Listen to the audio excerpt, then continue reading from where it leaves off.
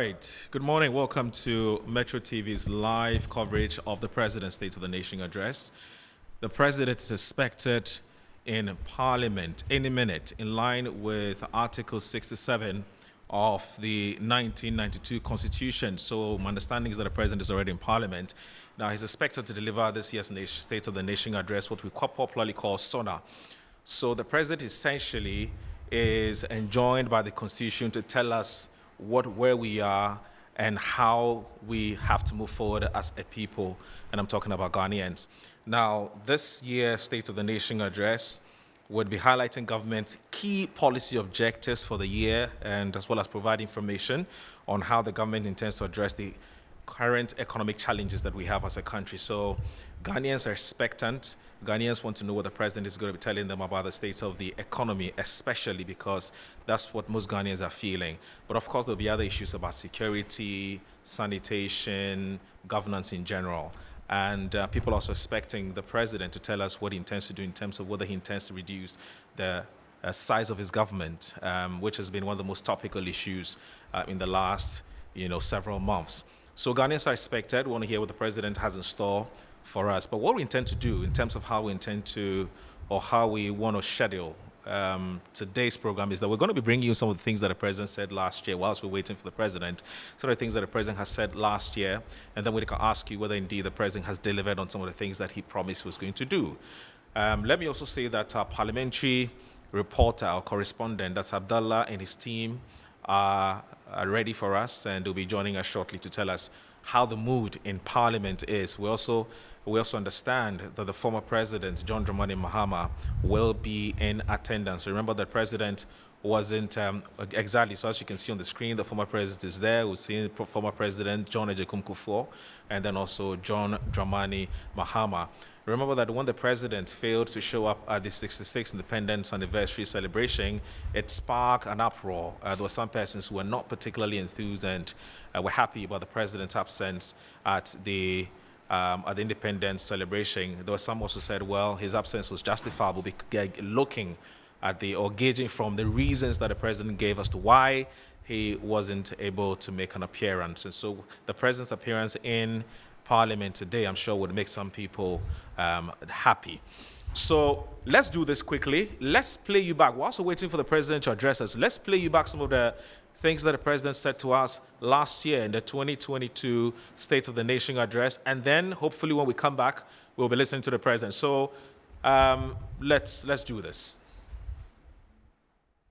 Right, so rather I'm going to be reading to you some of the highlights of what the president said last year. It says, it has been some time since I last came into your homes on a matter that has grabbed not only our attention, but that of every country in the world. However, as Christmas approaches, with its attendant charge activities and with an expected influx of visitors, it is important that I come back into your homes to provide an update on what government is doing to combat the pandemic and what is expected of you, the Ghanaian people, in this season.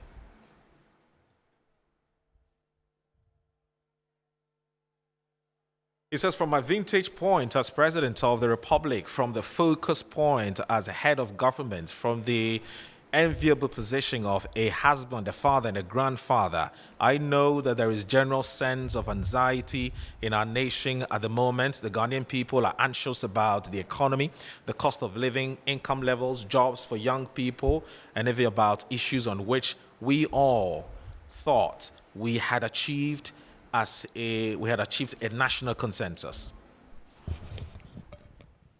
He also says that through the IDF initiative, the Made in Ghana label is being stamped on a wide range of products proudly manufactured in Ghana. Out of a total of 278, that's 1D, 1F projects at various stages of implementation in all the 16 regions. 106 factories are currently operational. 180 are under construction, while 24 projects are at mobilization stage.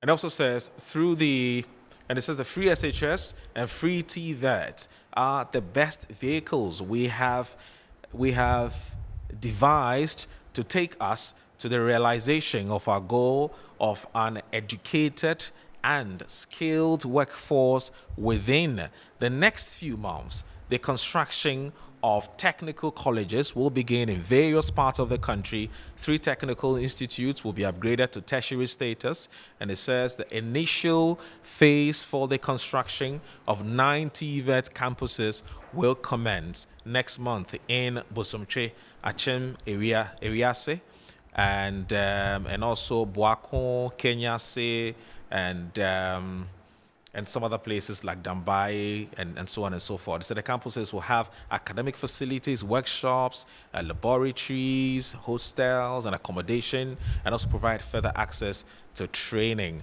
The government is in the process of securing financing for the construction of 5 STEM universities in new regions. That is Western North, Savannah, Northeast, Ahafo, and Oti regions. It also says steps are being taken to turn the planned, that's the Bunso campus of the University of Environment and Sustainable Development. So that's on the side of education, and it says into a stand-alone, I want to believe, as an independent university focused on a study of engineering, and that construction of this campus is set to begin within the next 3 weeks. Now this one has to talk about, this one talks about the expenditure on a fight against COVID. It says we have served, or actually saved lives, and also we've also fared much better than we had fared under the experts, as the experts predicted. But the consequences of lockdowns, border and business closures and planned expenditures have combined to have a devastating impact on the economy. In all, data from the Ministry of Finance tells us that an amount of 17.7 billion for that's 4.6% of GDP has been spent in containing the pandemic since 2020. So there's more that we can read to you as far as what the president said last year is concerned. I'm going to be shortly introducing my resource persons who's also to join us in the studio to give us the, to first of all gauge expectations as the president prepares to give us or to deliver the State of the Nation address. And then also, once the president is done, we'll also be talking to them about what they make of what the president has said. Now, let's also find out what Ghanaians have been saying in terms of what the expectations are. Just a chair of Otublo, Ghana traditional area. Now, the prices, the dollar rate has gone down.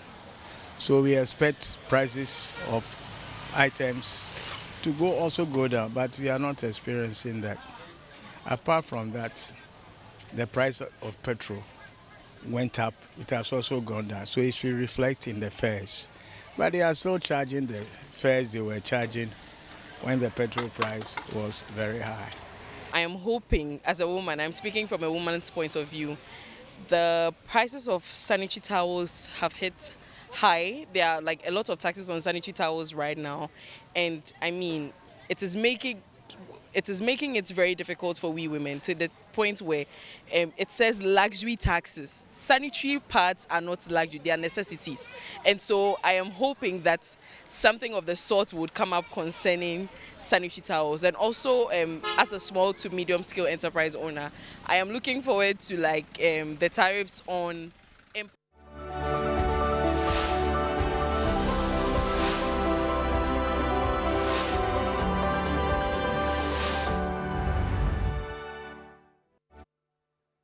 All right, welcome back. My understanding is that the president has begun the delivery of his State of the Nation address. Let's now go to Parliament. What's the president saying? Rebecca Akufo-Addo, Vice President Mahamudu Bawumia, the spouse of Mr. Speaker, Mrs. Alice Adjoa Jonas Bagben, Chief Justice Kwesi Enim-Yeboah and Justices of the Court, Chairperson Nana Uto Sribo II and members of the Council of State, Chief of Staff of the Office of the President, the Honorable Akusia Frima Osei Opare, and officials of the Presidency, the Chief of Defense Staff, Vice Admiral Seth Amwama, the Inspector General of Police, Dr. George Akufo-Dampare, and the various service chiefs are all present. Mr. Speaker, the House is also duly honored by the welcome attendance of the former presidents of the Republic, Their Excellencies John Agyekum Kufuor and John Dramani Mahama. The former First Lady, Her Excellency Nana Konadu Agyeman-Rawlings, and the Dean and members of the Diplomatic Corps. Mr. Speaker, it is the 8th of March today, and that means it is International Women's Day, the day set aside globally to honor all women. Please allow me to acknowledge and appreciate the significance of the day and heartily congratulate women all over the world, and especially women in Ghana, for the role they play in realizing the dreams, cares, and aspirations of humankind and of this great nation. The presence of women leaders at both the local and national fronts have advanced rights, enhanced equality, and in general, improved the living standards and quality of lives of all concerned, including that of men. The theme for this year recognizes and celebrates women who are championing the advancement of transformative technology and digital education.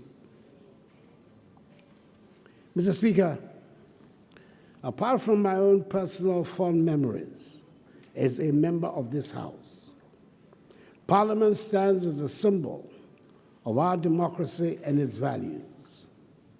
It stands as a reminder to all of us that our country has chosen to travel on the path of democracy, and at the heart of that journey is the idea that the government can only govern with the consent of the people. Mr. Speaker, it is important that we stress this point because after 30 years of democratic practice, we may be tempted to take it for granted. We need to remind ourselves that our compatriots, the majority of whom are in their early adulthood, have no personal recollection of development. In the same way that only a small percentage of our population can recall life under colonial rule. Similarly, the memory of dictatorship, one-party rule, and military rule is receding into the dim past, and the struggles that have brought us so far are disappearing into the recesses of history. However, because Parliament directly represents the citizens of our nation in this hallowed chamber, it will always be the reminder of those struggles. It is important we never forget that democracy is not a static achievement, but a process that needs continuous nurturing. Indeed, Mr. Speaker, we must remind ourselves that in our country's political history, it is the restoration of Parliament to its proper place that has always symbolized the restoration of power to the people. And dare I say that when constitutional rule is interrupted, it is Parliament that other arms of government continue to operate. 30 years ago, this House convened for the first time to mark the commencement of the Fourth Republic. The early years of the return to democracy were fraught with challenges, but the years have seen the deepening of our democratic culture to a point where a candidate in Parliament today presides as the Speaker. This is no mean feat. Given the way the numbers shaped up in the House after the 2020 elections, Many cynics and skeptics predicted a doomsday scenario for this parliament. But instead of a meltdown, we've witnessed considerable cooperation and unity of purpose among all parties and factions. This is to a large extent a measure of the maturity of our political culture and democracy. We will need even more of such bipartisan maturity to meet the challenges confronting us. Today, we live in a country in which we enjoy complete freedom of expression, freedom of association, freedom of assembly, freedom of religion, and political affiliation. Indeed, freedom of speech has now reached such heights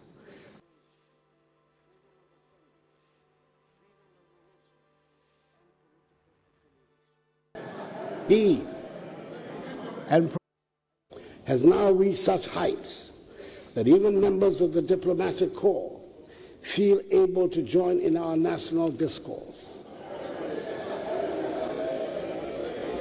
and pronounce on matters that will be problematic for Ghanaian diplomats in their countries of origin. Now, Mr. Speaker, it seems to me the important thing in our free speech environment is actually to try and hear each other instead of raising the decibel level. And I have always treated the occasion with the utmost respect. This address offers us, as usual, the opportunity to provide an honest assessment of our country's situation and seek the support of all in addressing it with hope and confidence. Mr. Speaker, when we make an assessment of what the state of the nation is, it will necessarily have to include what state it was in yesterday, the state it is in today, and what state it will be tomorrow, based on reasonable grounds of expectations. How far back should we be looking to make a judgment on the state of affairs today? Mr. Speaker, I believe that the issue above all that is quite properly dominating the concerns of all Ghanaians is the gravity of the economic situation of our country and how we can quickly stabilize the economy and work our way back to the period of rapid economic growth. Our currency has been buffeted.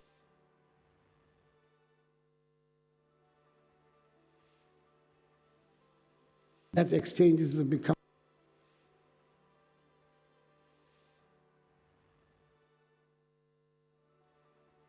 of everyday conversation. As such, Mr. Speaker, I wish to make a departure from the usual format of messages on the state of the nation and concentrate predominantly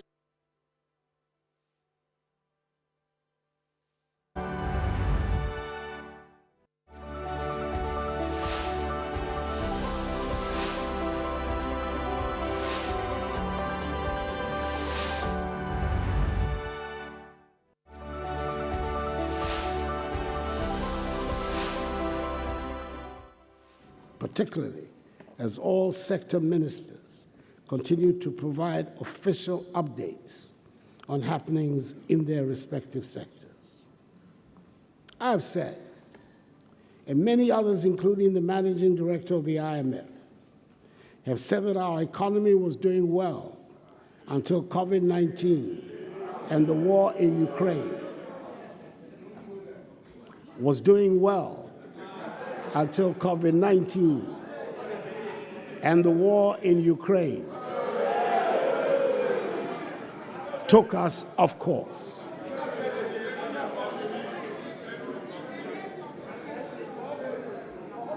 Mr. Speaker, I will be heard. Hansard has to record me. I will be heard. Maybe because of the severity of the present difficulties, or maybe because it suits their preconceived agenda, some people are unwilling to accept that we were on a good trajectory until the arrival of COVID-19. The Ghanaian people, however, accepted this proposition as evidenced in the results of the 2020 presidential election, which were unanimously endorsed and upheld by the 7-member panel of the Supreme Court. Mr. Speaker, allow me to go on a short trip down memory lane and remind ourselves what things look like back at the beginning of 2020, when I came to this House to give an account on the state of our nation. This is what I told this House on 20th February 2020, and I quote, Mr. Speaker, in 3 years, we have reduced inflation to its lowest level, 7.8% in January 2020 since 1992. For 40 years, we've had a fiscal deficit below 5% of GDP for 3 years in a row. For the first time in over 20 years, the balance of trade, that is the difference between our exports and imports, has been in surplus for 3 consecutive years. Our current account deficit is shrinking, interest rates are declining, and the average annual rate of depreciation of the CD for any first-term government in the Fourth Republic. Our economic growth, fastest growing economies in the world, at an annual average of 7% GDP in the world for 3 years in a row, at an annual average of 7% GDP growth, up from 3.4% in 2016, the lowest in the last 3 decades. May we listen in silence? Please, it's my duty to protect our guests, and I will do so without fear or favor. The international investor community has recognized the development, resulting in Ghana today being the largest recipient of foreign direct investment in West Africa. The sovereign credit rating agencies have upgraded our ratings and also improved the outlook for this year, notwithstanding the fact that it is an election year, unquote. Mr. Speaker, that is where we were at the end of February 2020. 3 weeks after this speech, in which I expressed our sympathies and solidarity with China on the difficulties they were having with the new virus, our world changed. The virus I refer to arrived in our country and in the rest of the world with a vengeance. Within weeks, we were in the middle of a lockdown. Our airports and land borders were closed. Schools and factories and even markets were closed. The hospitality industry was brought to its knees. Our economy, like much of the rest of the world, went into a tailspin.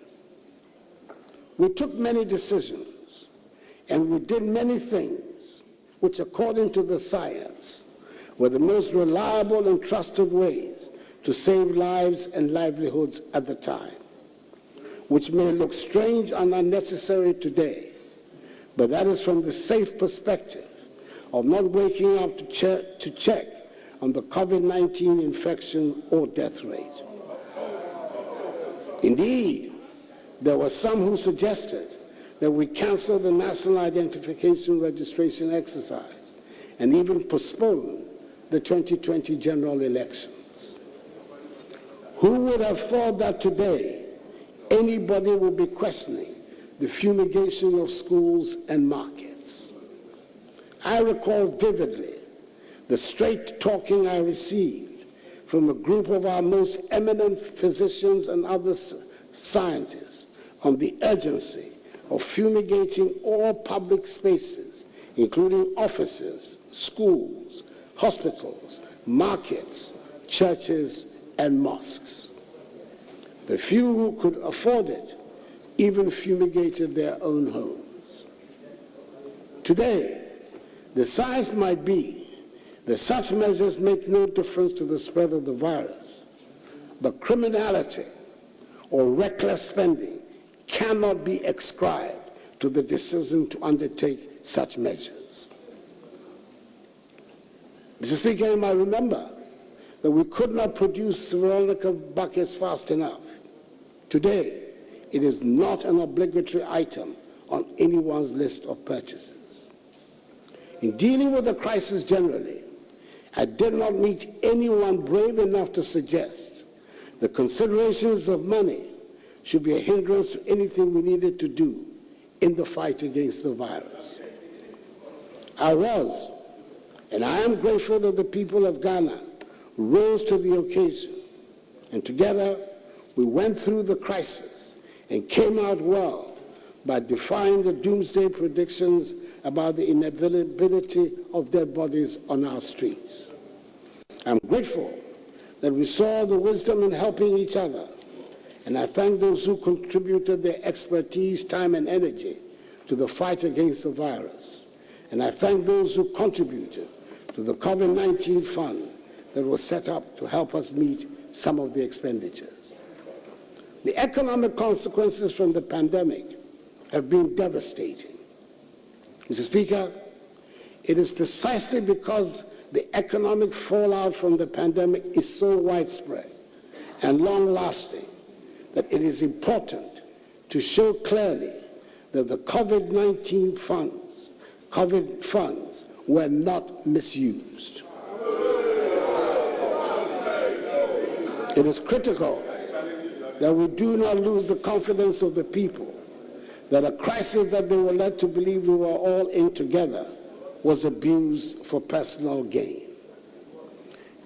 Mr. Speaker, it was government that asked for the COVID funds to be audited, and I can assure this House that nothing dishonorable was done with the COVID funds.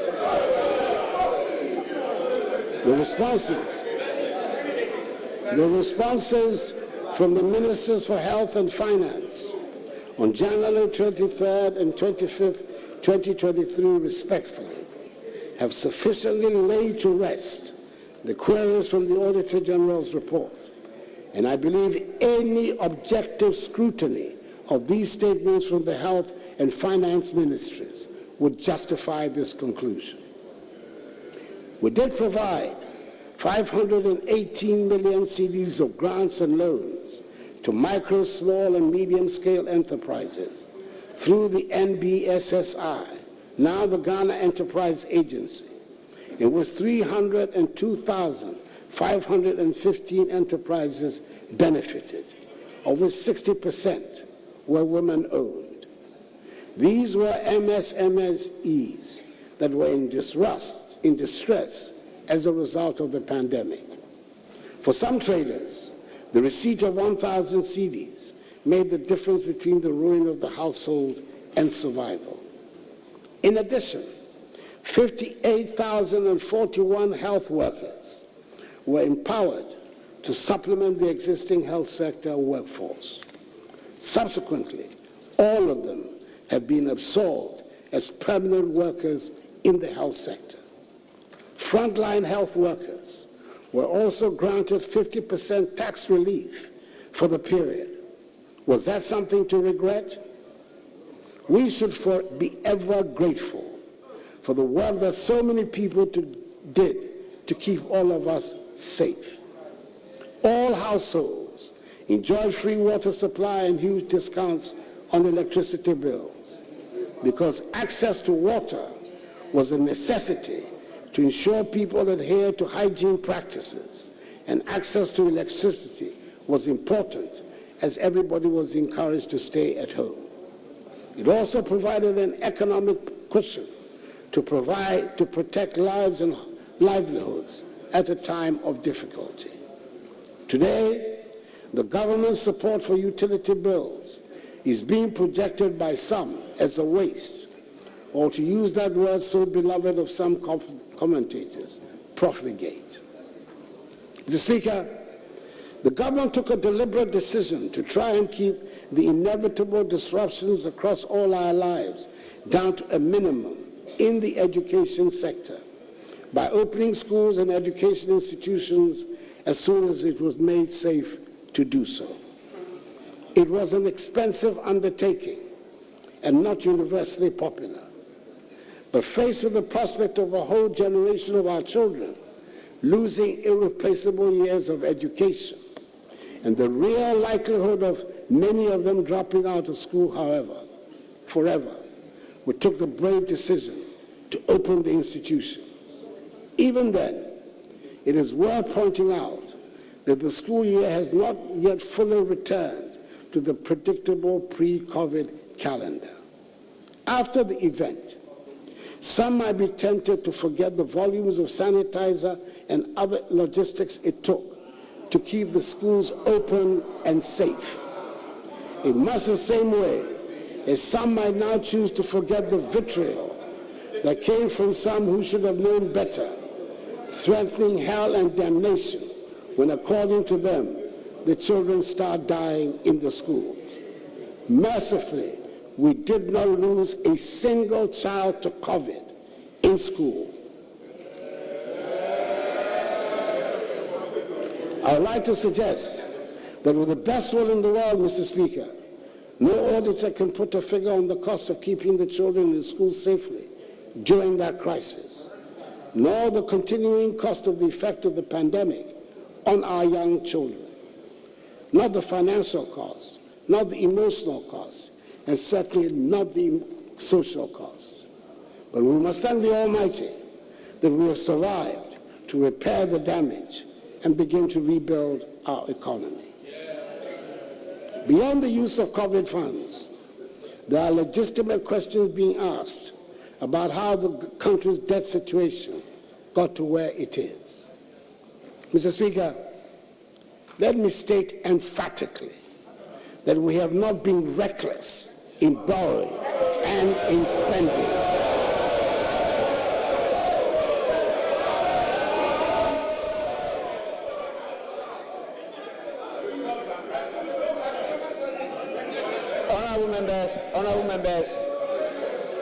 Honorable members, it's not yet your time to say, wait until that time arrives.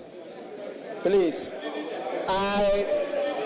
honorable members, I will allow spontaneous reaction to statements, but I will not allow debate of the statement. Your Excellency, you may proceed. It is worth noting that the debts we're serving were not only contracted during the period of this administration.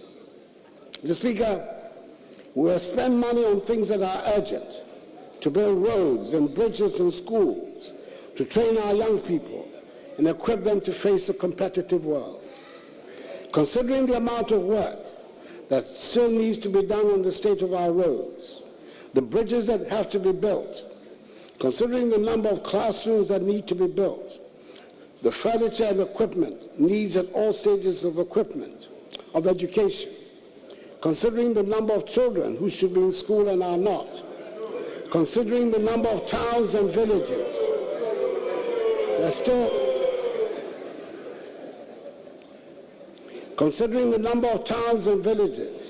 still do not have access to potable water, I dare say no one can suggest we have overborrowed or spent recklessly.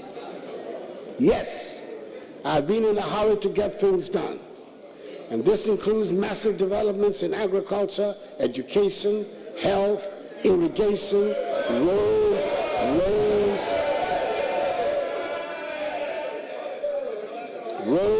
rails, ports, airports, sea defense, digitization, social protection programs, industrialization, and tourism. We can be justifiably proud of the many things that we have managed to do in the past 6 years. As I go around the country, I hear the pleas for more roads, schools, hospitals. And as the rainy season comes, I wish, as every other Ghanaian does, that would have built more drains than we have. And I wish we had the resources to do more. But Mr. Speaker, I'm proud of the amount of work that we have done, especially in the road sector. Roads constitute the largest number of questions asked in this House by members of Parliament. A large amount of the monies we borrow are for road construction. Shall we dare stop constructing roads?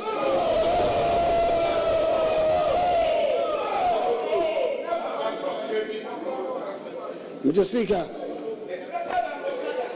I would like to state categorically that this government has built more roads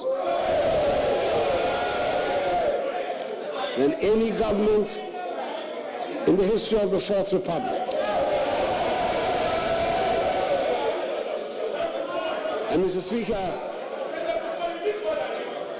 Speaker, the details of all these roads are attached in the annex to this message. I have done so because last year when I made a similar pronouncement, I was met with howls and gasps of incredulity from the minority benches. And so I thought it appropriate this time to present it as an annex to the statement.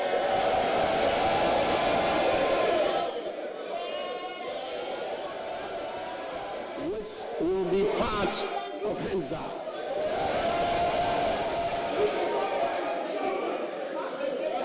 Beyond the construction of roads, Mr. Speaker, this NPP administration has implemented successfully a national identification system with the Ghana card, constructed more railways than any government in the Fourth Republic, established the Zongo Development Fund to address the needs of Zongo and inner city communities.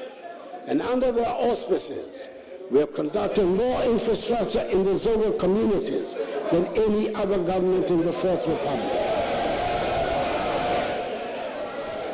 Constructed more NCA licensed fiber optic cable than any other government in the Fourth Republic. 90%, 93% of the total. Increase the proportion of the population with access to toilet facilities from 33% to 59%. Increase the number of public libraries from 61 from independence until 2017 to 115 in 2022. Providing more equipment, vehicles, ammunition, etc. to security services than any other government in the Fourth Republic.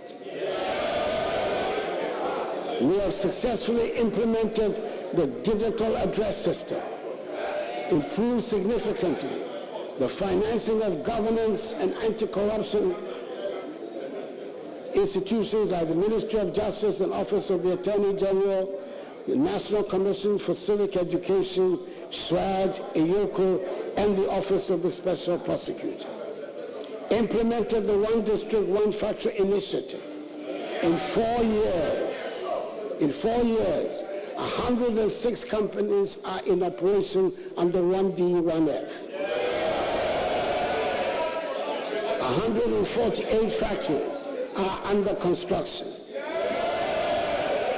This is the largest expansion of that sector since independence.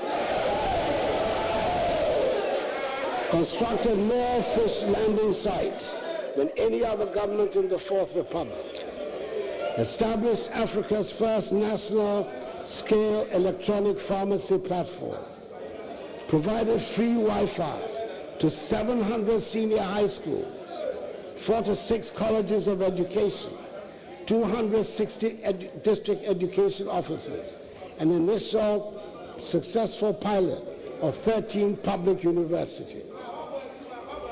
Introduced drones in the delivery of critical medicine, vaccines, and blood to people in remote parts of the country. And today, Ghana has the largest medical drone delivery service in the world, with zipline distribution centers in Ominako, Mpanya, Vobsi, Sefiriwoso, Ketekrachi, and Enum, and overseen an improvement in revenue collection with the introduction of an EVAT and e-invoicing system. For example, figures from 19 tax-paying companies onboarded onto the EVAT system reveal total recorded monthly sales increasing from 222 million CDs in November 2021 to 720 million CDs in November 2022. Again, in December 2021, total monthly sales of 284 million CDs also saw a huge increase to 1 billion CDs in December 2022. Indeed, the evidence of how state funds have been used to improve our society is all over the country. No district or constituency has been left out. And I believe there are many Ghanaians who will vehemently disagree when some say there's nothing to show for all the funds that have been at my government's disposal. Mr. Speaker, I would like at this stage to brief the House on how the talks with the International Monetary Fund have been going since the announcement on 1st July 2022 of our intention to engage the IMF for a funded program. Mr. Speaker, having reached a staff-level agreement on 12 December 2022, after 5 months of intense negotiations and completion of most of the prior actions required under the agreement, we are on course for the IMF staff to present to the IMF Executive Board Ghana's program request for a $3 billion extended credit facility by the end of this month. Mr. Speaker, the 3-year IMF program, anchored on government's post-COVID-19 program for economic growth, aims at restoring macroeconomic stability and debt sustainability whilst protecting the vulnerable. It is a strong reform program which relies on front-loaded fiscal measures to increase domestic resource mobilization and streamline public expenditures to support inclusive growth and enhance social protection. Mr. Speaker, I thank the House for its support throughout this process, including the passage of key revenue laws. However, a few more of these measures, namely the Income Tax Amendment Bill, the Excise Duty and Excise Tax Stamp Amendment Bills, as well as the Growth and Sustainability Levy Bill, are outstanding, which need the urgent attention of the House and passage to complete the prior actions. This will put us in readiness for our presentation to the Fund Board, and more importantly, bolster our domestic revenue mobilization efforts. Mr. Speaker, it is clear that given the extent of the fiscal and debt sustainability issue we are addressing, fiscal adjustments and structural reforms are not sufficient for restoration of debt sustainability. A critical component of the measures we are implementing to address the current economic crisis is the debt operation involving both domestic debt and external debt. The debt operation is aimed at returning the country to debt sustainable path by 2028 by reducing the debt to GDP ratio on a general classification basis and in present value terms from 103% in 2022 to 55% by 2028, and reducing the external debt service to revenue ratio from 29% in 2022 to 18% by 2028. Mr. Speaker, in order to achieve these goals, the decision was taken to execute a domestic debt exchange program, in addition to fiscal adjustment, external debt operation, and structural reforms. The participation rate of 85%, representing tendered bonds of 83 billion cedis out of the total eligible bonds of 97.7 billion cedis, constitutes significant success for the DDE program. The 83 billion cedis bonds that were successfully tendered also represent 64% of the outstanding domestic debt of 130 billion cedis at the end of December 2022, as pension funds have been expressly exempted from the DEP. I want to take this opportunity to thank organized labor, pensioners, pension fund managers, the Ghana Association of Banks, the Ghana Securities Industry Association, the Ghana Insurance Association, the Individual Bondholders and Retirees Forum, and all others who have contributed to make the domestic debt exchange program a success. Mr. Speaker, I know it has been said over and over again in the past weeks, but the voluntary nature of the DDE program bears repeating, as is the fact that the government is committed to honoring all coupon payments and maturities in respect of both old bonds and the new bonds, in line with government fiscal commitments. Mr. Speaker, we're also making progress on the external debt negotiations since the government announced an external debt service suspension on 19th December 2022 for certain categories of external debt to ensure an orderly restructuring. This suspension is an interim emergency measure toward a comprehensive external debt operation which will contribute to the restoration of our debt sustainability in line with our request for debt treatment under the G20 Common Framework. I want to express our appreciation to members of the Paris Club and to the People's Republic of China for the cooperation they have so far exhibited to us in attempting to reach an agreement and in their attempt to establish an official credit committee. We look forward to their fast-tracking the needed financing assurances for IMF approval. We are confident that with their cooperation, we will reach our March deadline for going to the fund. Mr. Speaker, we remain resolute in our vision to restore macroeconomic stability and promote inclusive growth. Mr. Speaker, government recognizes that sustained growth must be deliberate, especially in a global landscape marked by forces of technology, trade, and intense competition.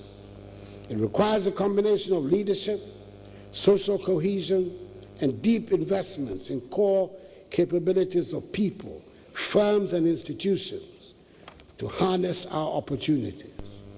That is why, together with our private sector counterparts, we're anchoring Ghana's medium-term growth drivers on competitiveness, integration, adaptation, and digital innovation, all aimed at raising per capita GDP from the current $2,500 to $4,500, aligning with the Ghana Beyond Aid Charter by 2020. Mr. Speaker, concluding the arrangements with the fund will not restore our fortunes overnight, but it will set us on the road to recovery. With fiscal discipline, we'll regain the trust and confidence of our business partners and the investor community, which will give us space to continue our productive plans and policies. However, in addition to our engagement with the fund, We're also seeking and implementing some original and innovative ideas to try to solve our problems. For example, the Gold Purchase Program by the Bank of Ghana and the Gold for Oil policy are creative uses of our resources, which are already bearing fruit. These policies are aimed at achieving two results that are critical to the health of our economy. Firstly, they will help us preserve foreign exchange, especially the US dollar. And secondly, they will enable us to stabilize the price of oil products, such as petrol and diesel, on the domestic market. We have already seen some success on both fronts, with the price of US dollars and petroleum products falling since we announced the policy and began to implement it. The average price of petrol at the pump, which had risen to 20 cedis a litre in the middle of December 2022, is now 13 cedis and 80 pesos a litre. The price of diesel had risen to more than 23 cedis and 70 pesos a litre, and is now selling on the average at 13 cedis and 80 pesos a litre, which is a reduction of almost 10 cedis a litre. We expect this trend of falling fuel prices to reflect soon in our daily lives, since transport fares affect the price of everything. I hope the trend of prices going up and down, going up and coming down, become a regular feature of our retail economy, as being demonstrated in the fuel prices. Because as we all know, prices, especially of petroleum products, used only to go up in our country. I do worry about the external expenditure on security at our borders, but we do not have a choice but to spend resources to keep our borders safe. We dare not compromise on the safety and security of our nation. And my first responsibility as your commander-in-chief is to keep all of us safe. The foundation for all development is the safety and security of our nation and its people. The reality of the state of affairs in our neighborhood demands that the government goes to great lengths to ensure the security, safety, and stability of our nation. The threats of terrorism and violent extremism surrounding us require that we pay maximum attention to protecting our borders and working in collaboration with our neighbors to keep our country and the region safe.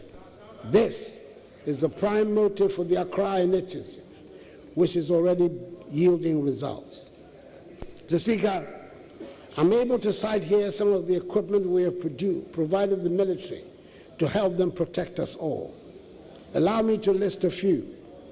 The Army has received 104 armored personnel carriers, 70 utility troop carrying vehicles, 20 armored vehicles, 85 assorted Toyota vehicles, 50 Ankai buses, 40 Jeep Jade vehicles,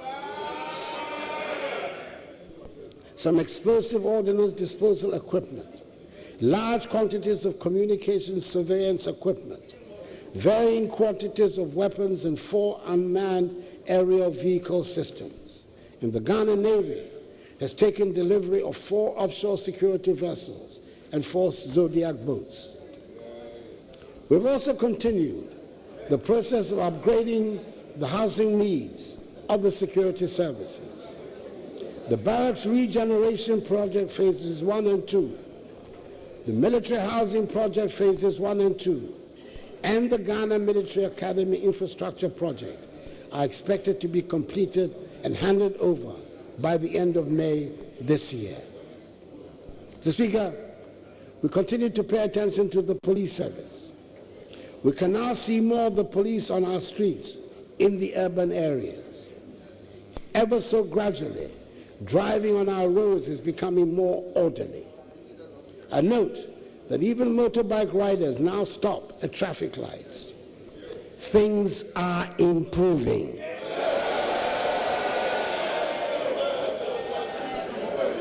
$504 housing units comprising 72 one-bedroom and 432 self-contained units have been completed for the police service. Recently, I delivered 100 pickups, 600 motorbicycles, and 6 armored personnel carriers to the police service to boost operational capacity.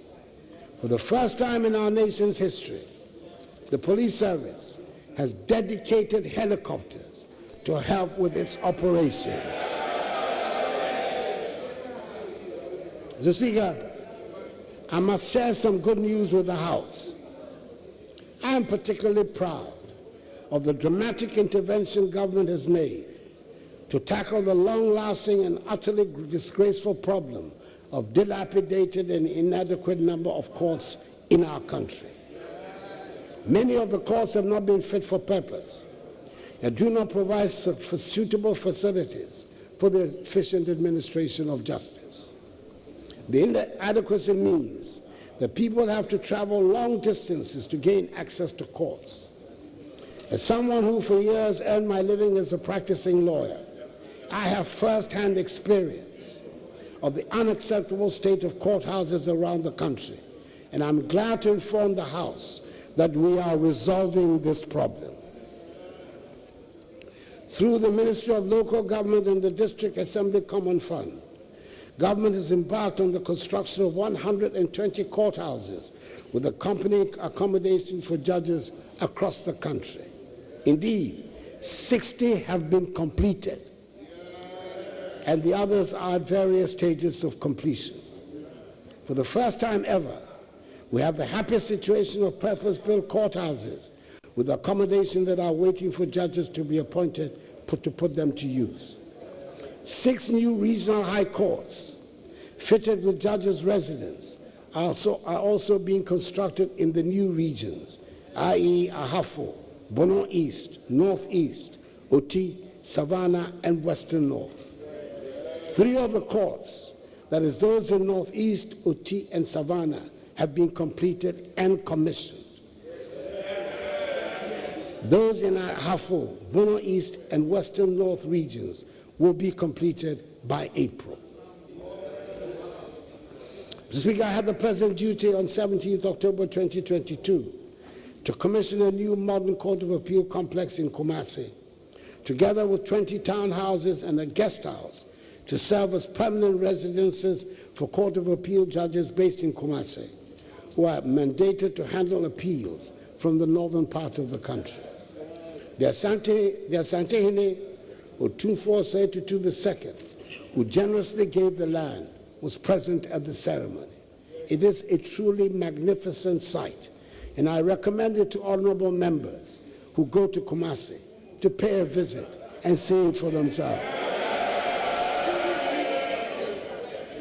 In addition, 210 vehicles were earlier in 2022 distributed to all judges in the Supreme Court, Court of Appeal, Higher Court, and lower courts. Mr. Speaker, it is a well-known fact that in this administration, TVET and STEM feature frequently in all conversations about education. Technical and vocational education are being given the place of honor they deserve. Since the realignment and introduction of free TVET, enrollment in TVET schools has increased from 13,000 in 2021 to 47,000 today.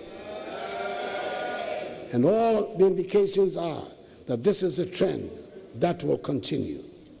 In 2022, the TVET service recruited 3,400 staff, the highest in the history of TVET in Ghana, to accommodate this development. I was told last week about one young person who was placed in Achimota School in the current school placement exercise and has turned it down to go to a STEM school. I think we are making progress. The strides we're making in education are already changing lives and changing the narrative. As of this year, nearly 2 million young people have benefited from the free SHS policy. Predictions that the policy would lead to a lowering of standards proved wide, very wide of the mark. On the contrary, the results under the free SHS have shown a systematic improvement, and as a result, 2 million young people have either found a way to further education, training, apprenticeships, or employment because of the free SHS policy. I'm proud of the additional educational infrastructure, especially the provision of ultra-modern classroom blocks for several schools, which are equipped with laboratories, ICT centers, and libraries.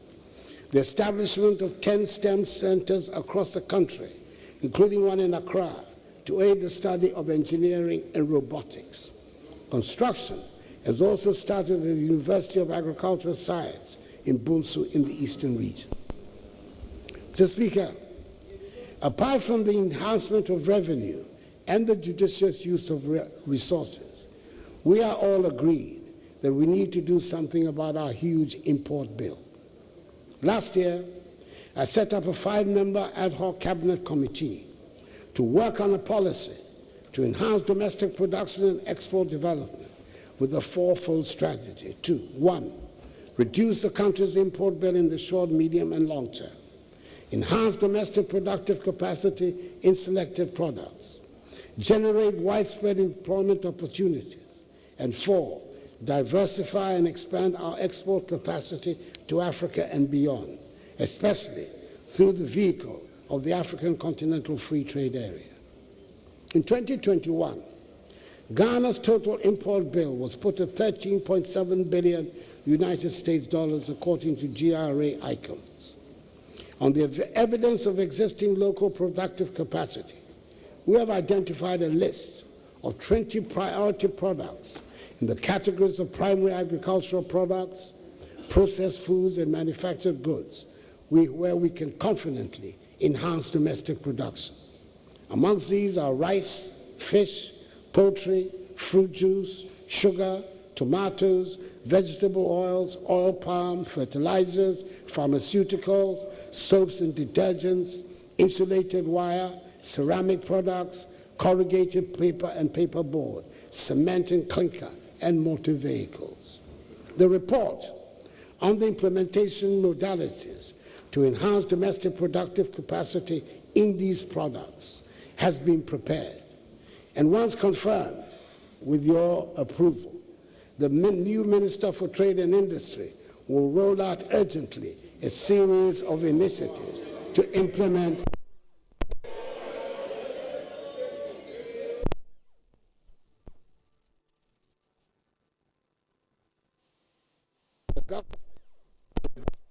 the youth and women, the Youth Start program. This program seeks to support young entrepreneurs to gain access to capital market training and technical skills, compliance and quality assurance support, and business development support services that will enable them start, build, and grow their own businesses. Mr. Speaker, the Youth Start program was successfully piloted in 2022, with 70 youth-led businesses benefiting from the initial 1.98 million cedis. Subsequently, a total of 288,800 applications have been received and are being processed by the Ghana Enterprise Agency for full operation. Mr. Speaker, government remains committed to infrastructure development. Working with the private sector, we continue to explore the use of public-private partnership arrangements as a financing alternative to the delivery of critical public infrastructure, such as the Accra-Tema motorway extensions, Accra-Takoradi motorway, and the Sogankope-Lome transboundary water supply projects. In addition, Mr. Speaker, the $750 million United States dollar Afro-Exim Bank facility, which has been secured, will make it possible for us to construct many other roads and interchanges, including the long-awaited 4-tier Swami interchange. Mr. Speaker, we have now reached a point where we feel the impact of technology as an irreversible way of life. We have digitized many processes. The Ghana card has become a one-stop shop for Ghanaian identity and its usages. We're fully convinced that our embrace of an investment in information technology and the digital infrastructure will help us to redefine our traditional concepts of time, space, speed, and nature of conducting business within our society, economy, and culture. Information technology helps all segments of society to be integrated and transformed through connectivity in facilitating the production, distribution, and consumption of information within the whole economy and society. We have integrated many processes within the digital environment, and for this, we have to recognize the efforts of many component parts of the government, such as the Ministry of Communications and Digitalization, the National Identification Authority, and especially the Vice President, Dr. Alhaji Mahood Bawumia,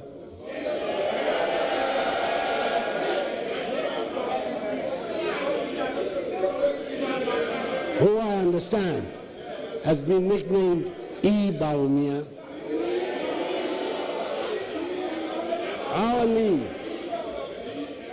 Our need for technological reinforcement within all our structures and spaces is unending, and we will continue to push the frontiers of our engagement with the technologies of information, economic development, and human transformation.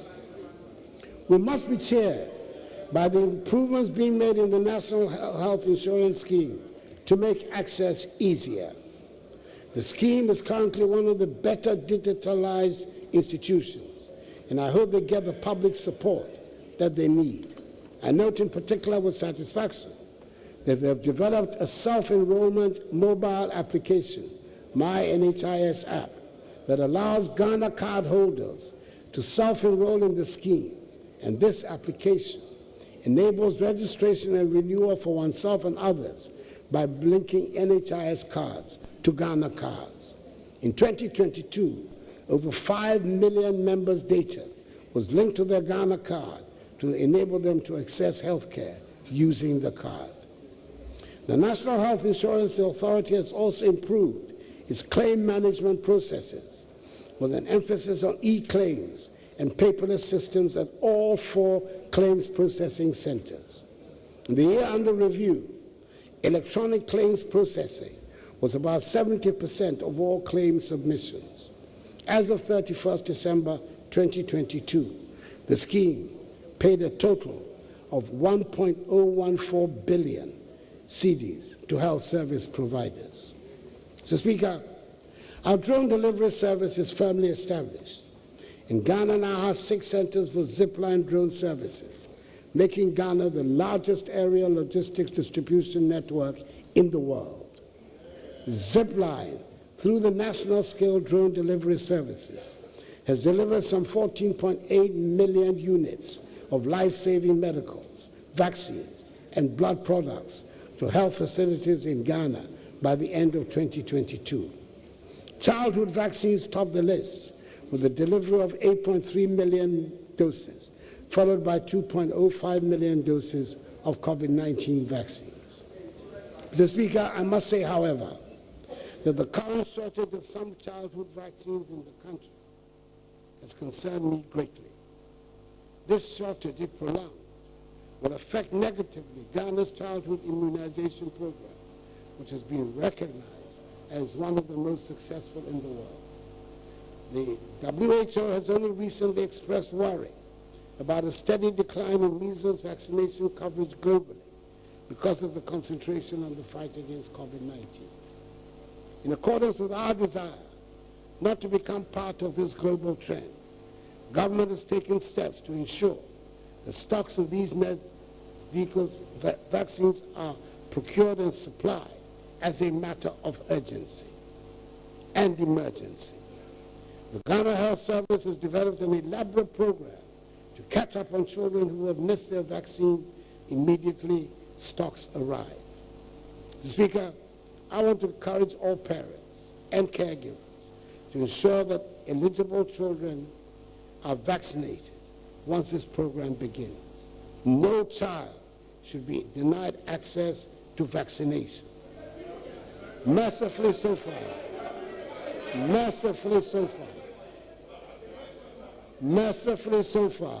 not a single child has died as a result of the outbreak. This House has already passed into law the National Vaccine Institute Bill, which is yet to be brought for my assent.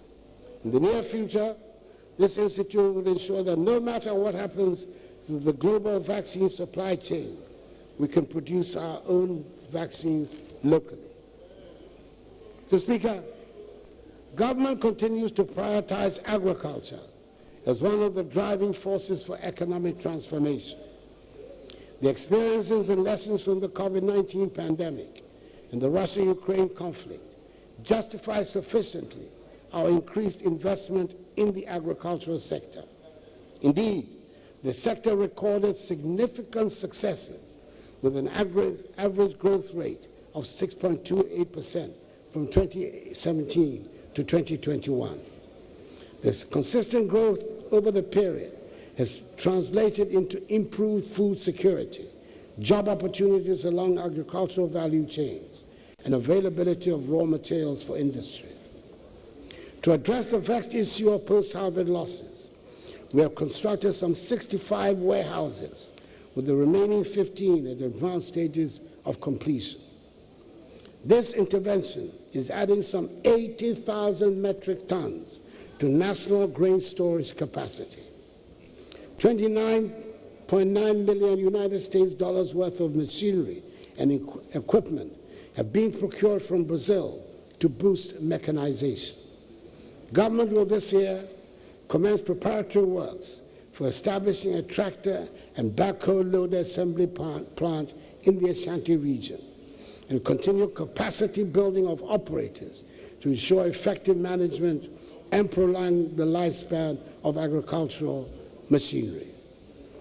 Mr. Speaker, the impact of climate change and variability on global agricultural activities is a call to all of us, and indeed all countries, to adopt appropriate technologies and other innovative practices for sustainable agriculture and resilience against food insecurity.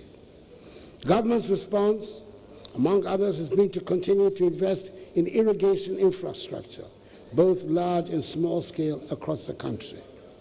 In 2022, government completed the rehabilitation and modernization of large-scale irrigation schemes at Tono, Bong, and Bong Left Bank projects. The three schemes are expected to provide 6,760 hectares of irrigable land for all year-round crop production. Phases 1 and 2 of the Tamale irrigation project have also been completed, with phase 3 of the project at 57% completion. Mr. Speaker, we are now at the most difficult stage of electricity provision around the country.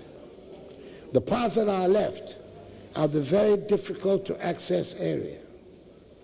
The national electricity access rate increased from 79.3% in 2016 to 88.54% in 2022, making us amongst the top 6 in Africa, and we're still expecting to achieve the 90% universal electricity rate by 2024. To reduce transmission system losses and voltage fluctuations, and to improve the overall quality of power supply, old lines are being replaced on the western, eastern, coastal, and middle corridors. It is worth noting that 3 new substations have been commissioned between 2021 and 2022, thereby improving reliability and efficiency. Mr. Speaker, I'm pleased to inform the House that the Electricity Company of Ghana, ECG, has since the last quarter of 2022 embarked on an aggressive digital transformation program. In the first phase of this program, set to be completed by end of April 2023, the focus is on creating a cashless and efficient payment system. I'm pleased to announce that on 1st March 2023, all ECG district offices became cashless. This is a major achievement by all standards. Since the start of this transformational program, we have so far seen a 25% increase in the monthly revenues. The second phase of the program will see the digitization of postpaid bills and the digital tagging of all meters. In our estimation, these initiatives should increase the monthly revenues of ECG by some 40% before the end of this year. I firmly believe that the initiatives which have been so boldly rolled out by ECG will make revenue leakage a thing of the past and address consumer pain points in their interactions with ECG. Mr. Speaker, we continue the fight against galamsey with the support of the security agencies in the short term. However, we're determined to promote responsible small-scale mining through community mining schemes. So far, 16 of these schemes have been commissioned, with 3 more to be commissioned by the end of this year. All these schemes are supported with gold catchers, pieces of equipment designed to help small-scale miners to extract gold from the ore without the use of mercury. In 2021, I launched the National Alternative Employment and Livelihood Program. The program employs several youth in the production of seedlings and reclamation of degraded mine lands. Currently, reclamation is going over 1,000 hectares of degraded lands in Ashanti, Eastern, and Western North regions. Mr. Speaker, on the international front, I should state that having gained a seat as a non-permanent member of the Security Council for the years 2022 and 2023, Ghana, as one of 3 non-permanent African members, is working vigorously to push the African agenda, which includes the fight against terrorism and the reform of the UN Security Council. I'm pleased to state that good progress is being made on the reform of the UN Security Council. A US president, for the first time in the person of President Joe Biden, and the French president, Emmanuel Macron, have both embraced the reform process. It is our hope that the leaders of the 3 other P5 members of the Security Council will soon do the same and help bring about this much-needed reform that will bring greater effectiveness to the work of the United Nations and the Security Council in the maintenance of international peace and security. We continue to be active members of the African Union and ECOWAS and support strongly measures both bodies have taken against unconstitutional changes in government in our region. We're working with our partners in the region to strengthen regional cooperation in the fight against the terrorist menace in West Africa, hence our commitment to the Accra Initiative. Mr. Speaker, our decision to prioritize tourism as a key policy for economic diversification, job creation, and growth is clearly paying off. The World Economic Forum report of 2021 Travel Index ranks Ghana as the #1 tourism destination in West Africa. The potential contribution of tourism and the arts to GDP is therefore one that we must nurture and emphasize. Both domestic and international tourism are rebounding significantly from the severely disruptive impact of COVID on the travel and tour industry. International arrivals nearly trebled last year from a low of 355,158 in 2020 to over 915,000. Domestic visits to tourist sites are also up by over 55.7% during the period. All these have been made possible by deliberate marketing initiatives and upgrades of tourist infrastructure by the Ministry of Tourism, Arts and Culture and its agency, the Ghana Tourism Authority. The Beyond the Return initiative, which I launched in 2019 as a sequel to the Year of Return, has reignited excitement about Ghana as the hub and a mecca for the global Pan-African, a home every person of African descent must visit at least once in their lifetime. A few days ago, at a historic ceremony in Washington, D.C., we conferred Ghanaian citizenship on Mother Viola Fletcher and her brother, Uncle Red, 108 years and 102 years respectively, two of the only three living survivors of the Tulsa Massacre of 1921. In May this year, I'll be chairing a tourism stakeholder retreat on rethinking tourism for national development and job creation.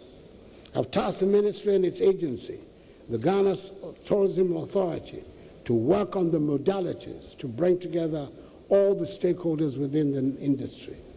Over the next couple of years, my government will deepen even further our efforts to make tourism a strong primary source of growth for the economy. Mr. Speaker, Monday was 6 March, our Independence Day. And this year, we had the main celebrations in the Volta region.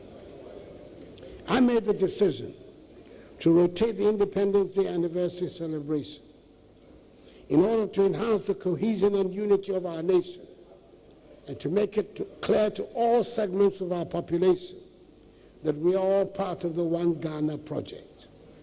I'm glad to inform the House that it was a happy and grand event set against the breathtakingly beautiful background of the Adaklu Mountains. Mr. Speaker, 60 years since our independence, Ghana has taken steady strides to become a more developed country.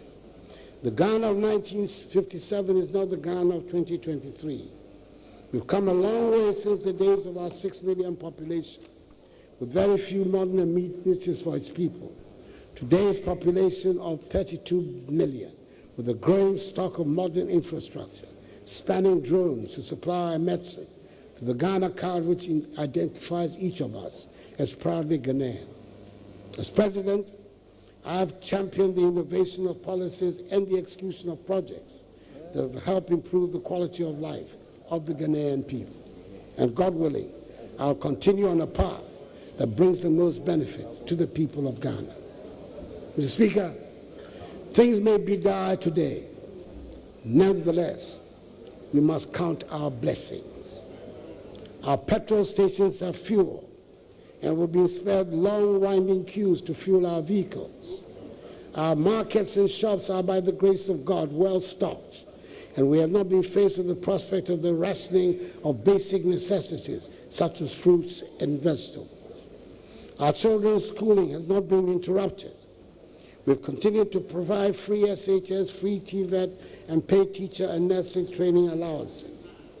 Our electricity supply has been consistent, and we have been spared the hardship of doomsday during such a trying time. Our country continues to be stable and at peace. Throughout history, there are many instances of nations going through periods where dark clouds create shadows that momentarily shield the yearned-for vision from sight. Such moments should not be ones in which despair takes over. Such moments call for strength of character, sense of purpose, and an abiding commitment to the general good. Mr. Speaker, honorable members, fellow Ghanaians, let us believe in ourselves and in our capacity to overcome the problems that are before us. This is a phase, and with every fiber of my being, I am certain that this too shall pass. We have done it before, and we will do it again. May God bless us all in our homeland, Ghana, and make her great and strong. Mr. Speaker, I thank you for your attention.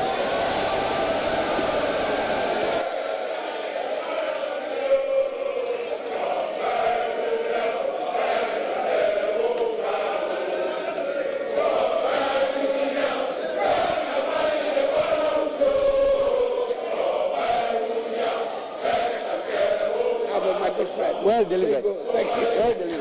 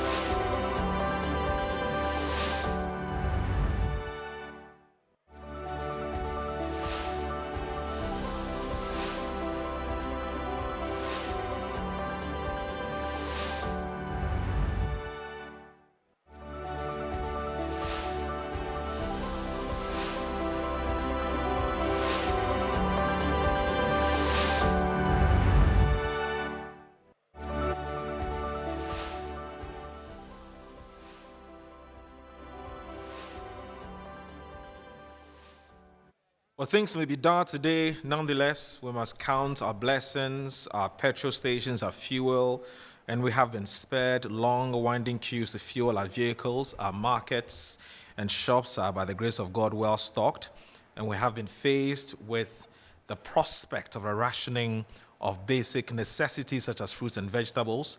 Our children's schooling has not been interrupted. We have continued to provide free SHS, free TVET, and pay teacher and nursing training allowances. Our electricity supply has been consistent, and we have been spared the hardship of Dumso, which during such a trying time, our country continues to be stable and at peace. You heard the president delivering the State of the Nation address. What do you make of what the president has said? Did the president paint a picture of your state, where you find yourself, or you thought that the president is talking about something else or painting a picture of a different country? That's the kind of reaction we would want, or response would want to get from you. What I'll be shortly sharing or advertising the WhatsApp line so that you can tell us what you make of what the president has said. But let me just quickly introduce my resource persons who have joined us to basically share their thoughts on what the president has said. Meanwhile, let me also say that we'll be going back to Parliament at some point to listen to or to gauge the reaction of some of the members of the House. Now, let me just quickly say that we'll be speaking to a number of people. Some of them are here, some via Zoom. But let me start with those who are already with us here in studio. Dr. Adam Abona is a security expert. He's with us. Good morning, sir. Thank you very much for joining us. Nanea Jantwa, General Secretary of the Convention People's Party, is also here with us. Nanea, good morning. Good afternoon. Well, it's almost 12, yes, so good afternoon. Good to see you, Nanaya. And then also, I have Dr. I just to get this. I don't want to. Okay, so Dr. Nene Adams Asafute.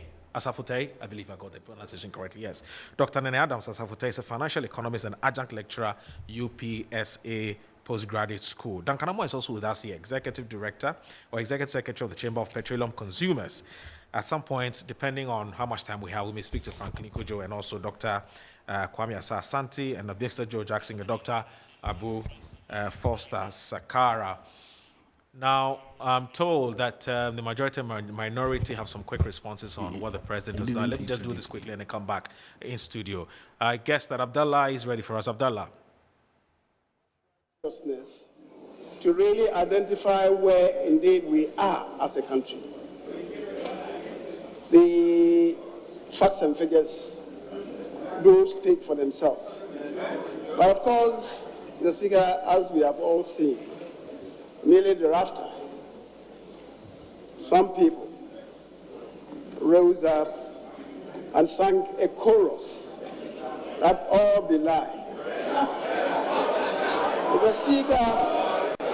The Mr. Speaker, as you said, we are going to have ample time to debate the content as presented to us. But clearly, what we have seen is symptomatic of what we are going to say from tomorrow. We have made up our minds, don't convince us with facts. That is the attitude of some people. And Mr. Speaker,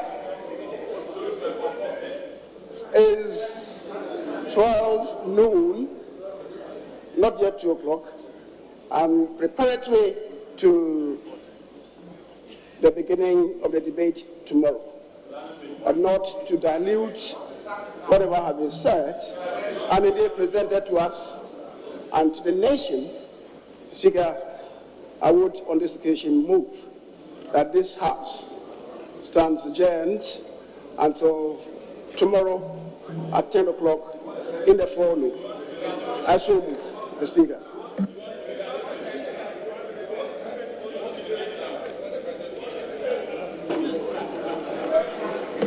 Yes, Minority Leader.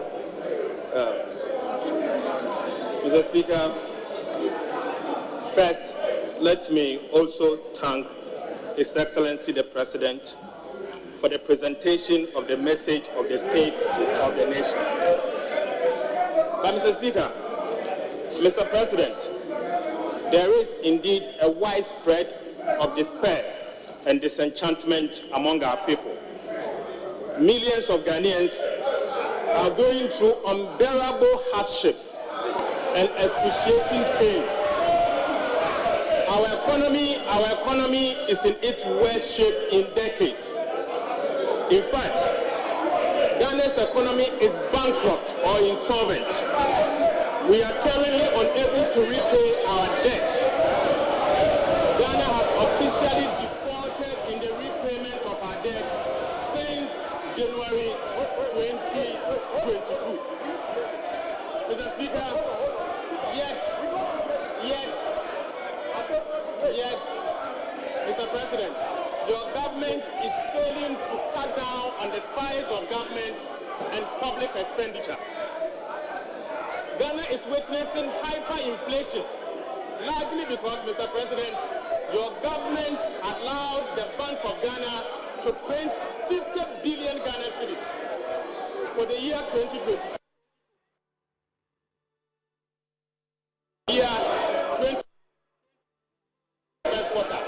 Year 2020. That this expenditure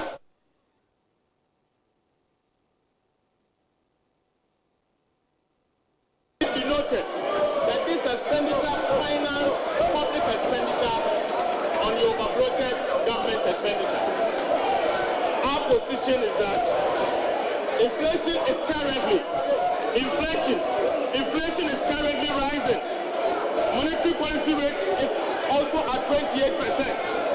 Ghana cedi is at depreciated by 20% in January alone. Mr. President, unemployment is exceedingly high at the record levels.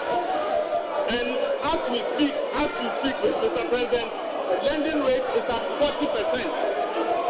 Mr. President, our economy is in tatters largely because it is self-inflicted. Your government inflicted it on us and failed to act. Mr. President, this is your scorecard. And this is the true state of our nation. Thank you, Mr. Speaker, and I second the motion.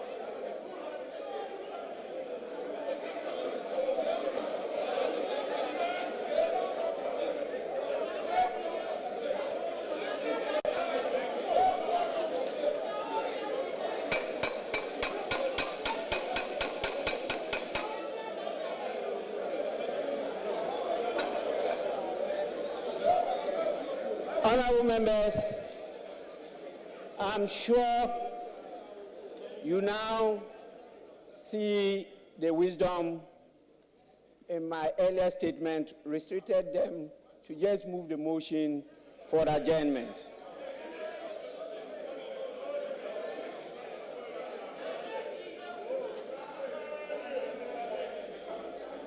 You all know I was there before. Experience is the best teacher.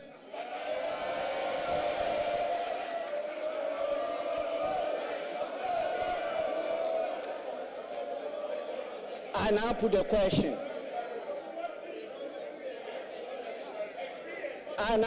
the question.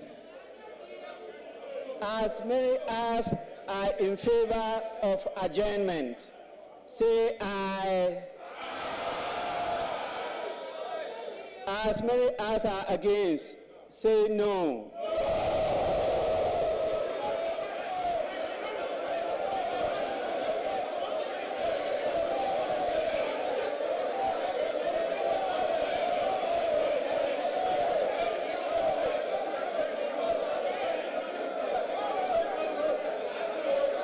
Honorable members,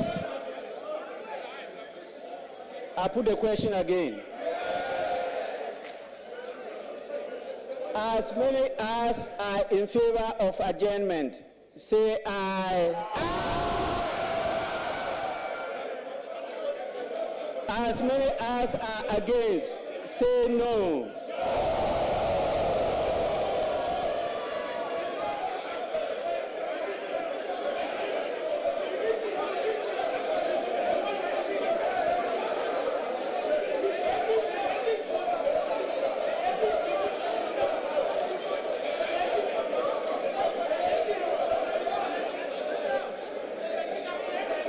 Honorable members,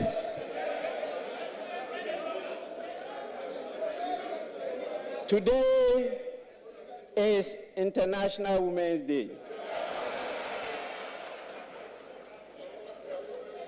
I want to take this opportunity to congratulate all our beautiful ladies here and all ladies in the world for partnering men to get us this far. I want to assure all the women that I am here for you.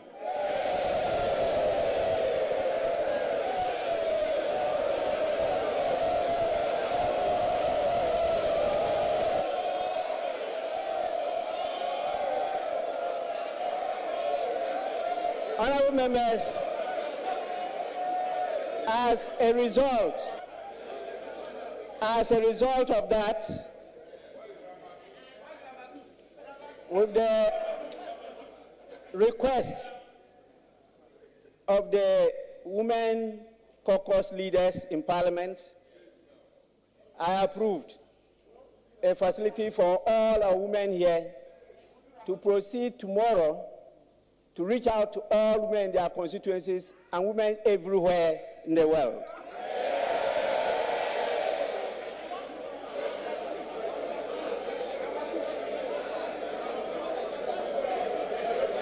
Honorable members,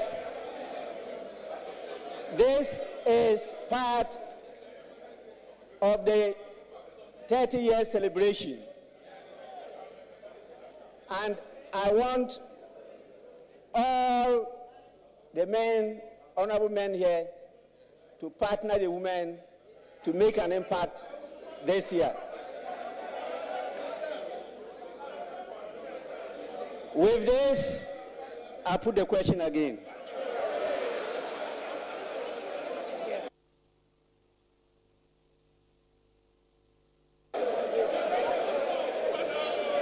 How many times you got? As many as are in favor of adjournment, say aye. As many as are against, say no. I think the ayes have it.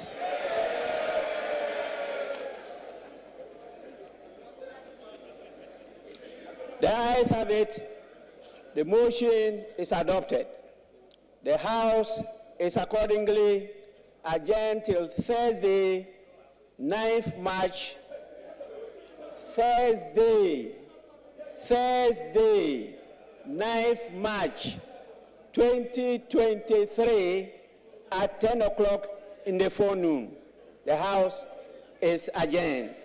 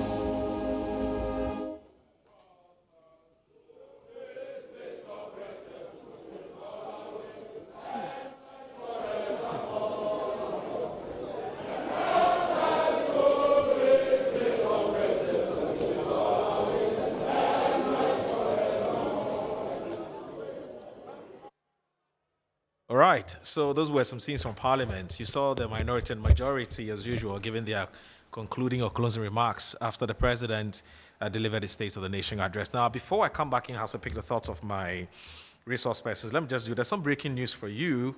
Now, news just in is a statement from the NDC and the NDC Secretariat. It says that to all constituency chairmen, it says attention to all constituency chairmen, dear Sir, declaration of Operation Save Our Democracy. And it says that we bring you greetings from the National Secretariat of the NDC and trust this letter finds you in good health. At its meeting held on Tuesday, March 7, 2023, the Functional Executive Committee of the National Democratic Congress, in solidarity with the Minority Caucus fight against the obnoxious constitutional instrument the Electoral Commission is seeking to lay before Parliament, resolved that the period from the evening of 7th March 2023 up to 31st March 2023 has been declared as Operation Save Our Democracy. Accordingly, FEC issues the following directives. Now, 1, all campaign activities in all constituencies with sitting NDC MPs are hereby suspended. That's the first one. 2, all sitting NDC MPs shall be required to attend all parliamentary sittings. 3, no NDC MP shall undertake any travel that will affect his or her attendance in Parliament. 4, any MP who has traveled is hereby recalled immediately. 5, all regional and constituency executives and aspirants are directed to ensure strict compliance with the directives herein. All parliamentary aspirants are hereby directed in their own interest to strictly adhere to these directives, as breach of same shall attract severe sanctions. And it says the date of filing nominations still remain. Nothing has changed. It's signed by the General Secretary of the party. So let me come back in house. I've got Dr. Sharif Khalid that's on Zoom as well. But before I go to him, let me quickly also introduce one man who's also taken time off his busy schedule to join us, and we're so grateful that he has been able to join us this afternoon. That's Mr. Pargrib Boakye Danquah. He speaks for government on matters of governance and security. Pargrib, it's good to see you. It's good to be here. I like your, what we call in House of Fullah. Thank you. It looks really good on you. Thank you. All right, so let me just do this quickly. Let me start from Nanaya. Nanaya would have to take leave of us at some point. She's got some very important engagements to attend, so she would give us her preliminary thoughts and whatever she needs to say about what the president has said, and then I'll come back to the rest of my colleagues who are, or my resource persons who are seated here, and those on Zoom as well. Nanaya, what are your thoughts? Impressed? Not impressed? I didn't. Good afternoon to everybody. Good afternoon, to my colleagues here. To be very honest, I didn't really understand what was going on. It Really? was, yes, of course. Apart from the tone and the diction, I was thinking whether I was listening to somebody who really lives in this country. See, The body language of the president was like nothing has happened. And he ended by saying that we should give thanks to God for everything that has happened in our I shops. can read the are concluding filled. remarks of what he Yes, said. I mean, you can read You it. heard that. It's a bit, I don't want to use the word, but Right. The concluding part of what the president said is just going to read that shortly. I thought I'd even read that before we started the conversation. But here's the thing. our shops are here we filled. go. We are not in queues. Yes, we are yes, not yes, in yes. I mean, that's the queues. president that he acknowledges that, look, we're in difficult times. But then he says, things may be dire today. Nonetheless, we must count our blessings. Our petrol stations are fuel. We have been spared long, winding queues to fuel our vehicles. Our markets and shops are, by the grace of God, well stocked. We have not been faced with prospect of rationing of basic necessities such as fruits and vegetables. Our children's schooling has not been interrupted. We have continued to provide free SHS. There's free TVET. We're paying teacher and nursing training allowances. Our electricity supply has been consistent. We have been spared the hardship of doom. So during such a trying time, our country continues to be stable and at peace. You don't appreciate these things? When you see, when there is availability, there should also be money for you to buy. Okay. Ability to pay. Ability to pay, capacity to purchase. Okay. Both are important. Yes, because if the commodity is available and you cannot buy it, you are unable to buy it, then what is the use? A gallon of fuel is 62 cedis, I think 90 pesos, it's almost 63 cedis. How much can you buy? How much can you buy? How much can you buy? Because this He fuel acknowledges that, that but he you, says the prices So are coming down. when he doesn't buy fuel, so how does he know that prices are coming down? But at least he gets briefing from Do national you- security. No, and I am and surprised all if ministers. you see if truly this is the briefing that he's gotten, then I don't know what kind of briefing it is. Okay. Because I wanted to see some body language of empathy. Do you get it? And that for you was missing. It was missing. It was business as usual, trying to defend every fault, everything that we have spoken against, everything that we do not want. For instance, still talking about COVID after 3 years, blaming COVID for our problems after 3 years, saying that there was no mismanagement with the COVID funds, trying to justify what the COVID funds was used for. The COVID funds, they themselves said they used 53% to fight COVID. They used 46% to support the economy. That is 99%. Where is the 1%? The $3 billion and more. If you put 43 and 56 together, you get 99. Where is the 1%? Besides, if you use 53% of your COVID fund to fight COVID, it means COVID wasn't bad at all. Some countries used over 100%, went overboard to fight COVID. Some countries are still in partial lockdown, but they are doing well. Today, you are saying that you did not mismanage COVID funds. Everybody knows what happened. We needn't retreat. We needn't go back to it. But it is so sad that the president is talking about free SHS, just like that. Does he know the problems associated with students who are in SHS today? Some of them are day students. Day students, they cross the street from their school to nearby communities to find accommodation. And would you feel safe if you have a 17-year-old and 18-year-old child who is in school, supposed to be in boarding house, sleeping somewhere in town? And he's saying that they have done free SHS. Is that all? Free SHS is just the rhetoric of it?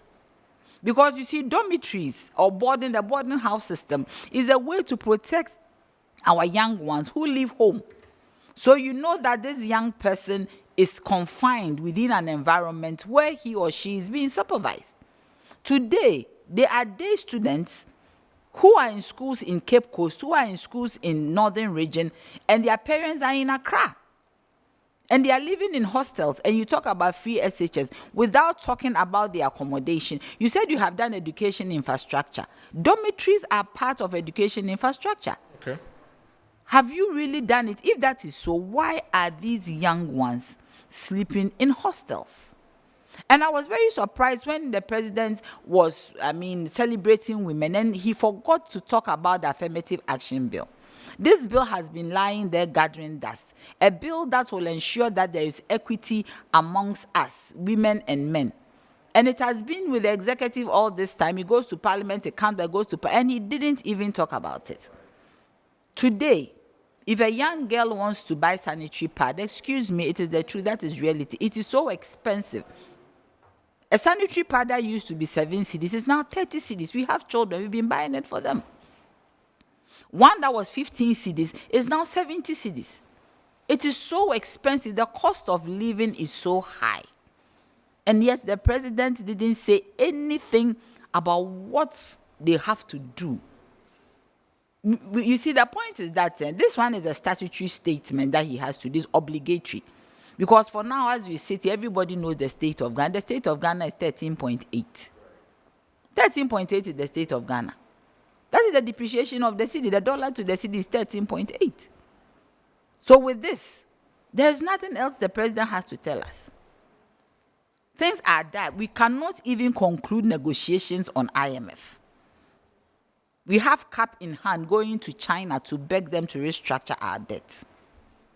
The data does not support the reality. They tell us that inflation has been reduced by 1.7%. Meanwhile, when you go to the shop to buy, prices are high, over 100%. There's a cold medicine I used to buy for 20 cedis. Today, it is 120 Ghana cedis. High blood pressure medicines are so expensive. A pharmacist told me that most people have stopped buying it because they cannot afford, and it is very, very, very dangerous. The president should have told us how they are going to get us out of this situation, what the state of the nation and what they are doing with some form of empathy. The president, you see, one problem with the president is that once they take a position, or the government, the MPP government, once they take a position, they do not turn back. They stick to it. They stick to whether good or bad. But it's called consistency. Consistency, negativity, inconsistency. No, but if I believe in something, I have to be consistent. No, but if you believe in a lie, you should continue telling the lie. But look, that's one is woefully unacceptable. The government has said it time and again, and in fact, in the speech, in the president's speech, he talks about the fact that unless, of course, you have a preconceived notion, unless, of course, you do not want to see, you do not want to accept the reality. Even the World Bank, per the president, said Ghana was on a positive economic trajectory until COVID hit, and then there was Ukraine and Russia war. But there are some naysayers and critics who cynically do not want to accept that reality. So if you don't want to accept that reality, that's your cup of tea. But as far as the president is concerned, that's the reality.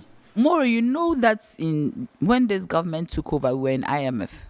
Yes. We were part. Yes, 2017, yeah, 2018. partly, yes. 2017, 20, we were in IMF. True. And we were being controlled. Yes.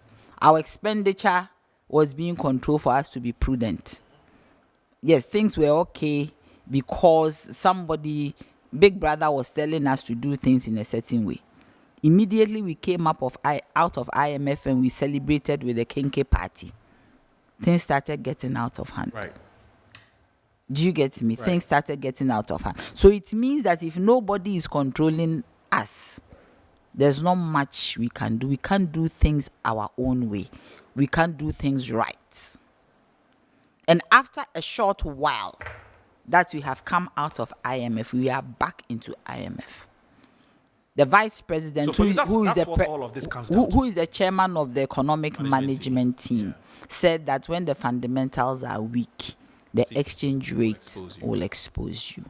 So truly, if it hadn't been for the IMF, the fundamentals were weak. And immediately IMF pulled their hand.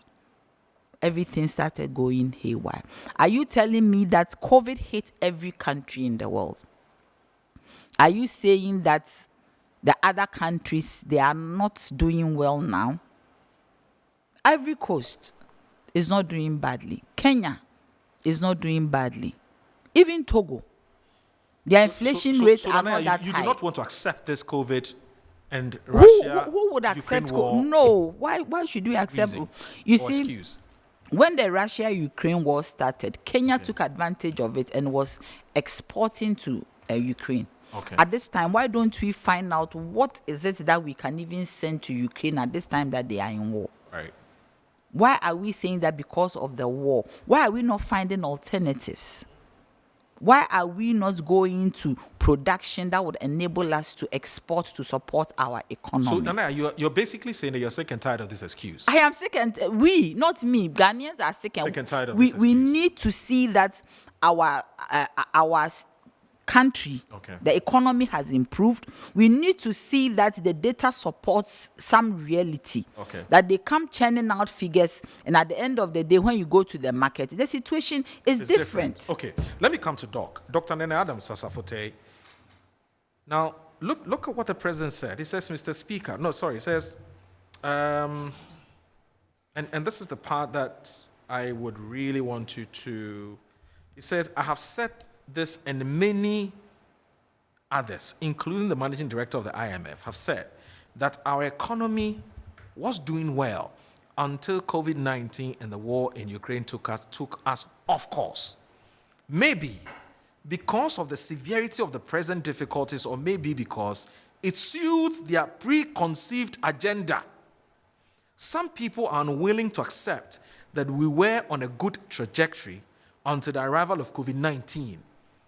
Now, he continues to say that the Ghanaian people, however, accepted this proposition as evidence in the results of the 2020 presidential election, which were unanimously endorsed and upheld by the 7-member panel of the Supreme Court. So we can sit here and give our own analysis or understanding or reasons as to why we are in the economic difficulties we are. But the president says, as far as he is concerned, this is the reason why we're in these difficulties. And if your reason was anything to go by, I'm not you asking you, but I mean, if the reason of his critics was anything to go by, then he wouldn't have won the 2020 elections. So are we still going to continue to blame other factors apart from COVID-19 and Russia-Ukraine war? Doc, I mean, you're a finance and an economist. Good afternoon to you. Good afternoon to my fellow panelists, and good afternoon to Ghanaians. First of all, let me say today is International Women's Day, and congratulations to you all women. Madam, you are here with us. We appreciate you. In fact, I would say that the role that women play in society is largely estimated. When women are asking for more, I always say, but you are doing a lot already. So let's keep on moving on. So congratulations to all of you. I will also say the same thing specifically to my constituents, Tema West. My women are very powerful, they are hardworking, and a lot of them are behind me. We're working to transform Tema West for the better. And finally, to my mom and wifey and my beautiful girl children, we love you all. We'll continue to provide the necessary support framework for you to achieve all that you desire in life. Having said that, Moro, the state of the Ghanaian economy is sadness, it's distress, it's desperation. The president acknowledges that, but he said it's not my fault. He acknowledges that in the speech. That you have to allow me to flow. Okay, sure, that's and fine. then you come, Right. up with any questions that you that's so fine. desire. We are in the state of sadness. The president mentioned that the situation is dire, but he failed to tell us what he is going to do from now till December. We are all scrolling through the speech of His Excellency, and we really got to hold ourselves in order to discuss this report. The president said inflation is high. We are in a hyperinflationary environment. But he again said that, we were in 3 years record low. Well, 3 years is still under his government. We currently are around the 50 brackets month on month. And that is not something that you can, if you like, talk of as something good. He spoke about free SHS as the government's flagship program. And I'm saying that if indeed economic policy management, running an economy, is just about education, and the president hailing that, if it is just about education and elementary education for that matter, then I would say that our state is even more dire. It's even more serious. I say this because the free SHS is not performing. Are we talking of quantity or quality? We can get people to do assessment of the free SHS system, look at the enrollment, we can have the numbers, but we look at the output. And I just ended, the results that just came out. You can see some very worrying signs. But we continue to put those things in our pockets and move on. And so I'm saying that if that is a flagship, program that the president mentioned, then we can as well see the state in which we find ourselves. It is 2023.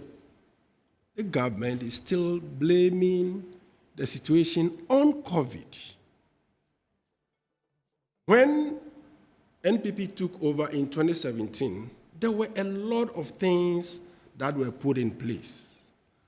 All the funds that the former government put in place. We were even having excess capacity for power. It even became an issue.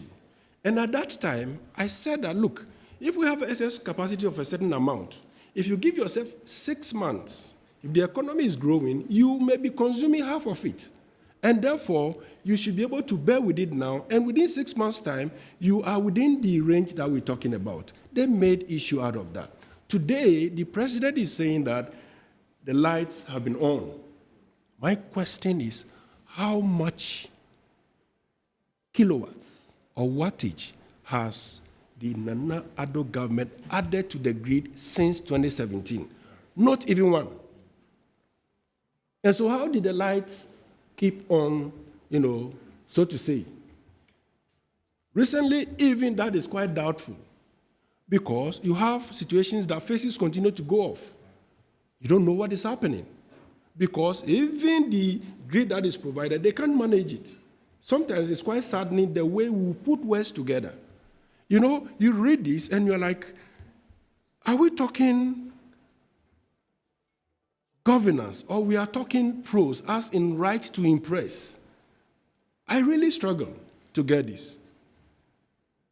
I am saying this, that the growth that we received, and everybody knows, from 2017, 2018, until COVID came in 2019, were all works that were done previously. And everybody, if you are an economic analyst, you will attest to that because you prepare for something and then the benefits come in the next window.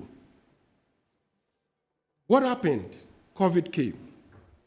But again, when COVID came, over the period, we received in excess of $6 billion USD. Right. We have put that money on the altar of, the butcher, just sharing it anyhow, any which way. Sometimes it's saddening. Today, you cannot find where those monies are. People called for the audit of that, fund. I call for a forensic audit of the audit funds. Because when you just do the audit, you can just gloss over some figures or some things. But when you do forensic, then you go into the bottom of all of these things. If you look at the auditor's report, Auditor General's report on COVID, I can assure you that there is no single item that they wrote about that does not smell of some form of sulfur here or there. Did you hear the president's response And to yet, that? You heard the president's response to yes, and yet the president virtually made nonsense of the Auditor General's report that the funds were used, effectively, yeah. efficiently, judiciously. My goodness. And so, if you look at what the president has done, he just tried to put words together to impress Ghanaians for, an hour, 45 minutes or thereabout. But there is absolutely nothing in it. There is nothing in it. If you look at, 1B1F, they said, there are about 106 factories operating. Let's just ask them to mention 2, 3. And you end up seeing that those companies were in place way down before even our democracy started. And you come and brand them and say they are 1D, 1F. That is unfortunate. Look at a project like the U-Start program. And you are telling me that the whole Ghana, you've selected 70 people or 70 companies with a budget of 1.8 million. That is 1.98 million, under 2 million Ghana cedis for a program like that. What impact can under $2 million do to an economy like Ghana when we have unbelievable levels of youth unemployment? In fact, I do say that the problem of underemployment amongst the youth is even more serious than unemployment. We have people working, they say they are earning something, but their salaries, even if they work for 20 years, cannot lead them anywhere. They can't even rent. And yet, water bills are always going up, electricity bills are always going up, food prices are going up, general cost of living.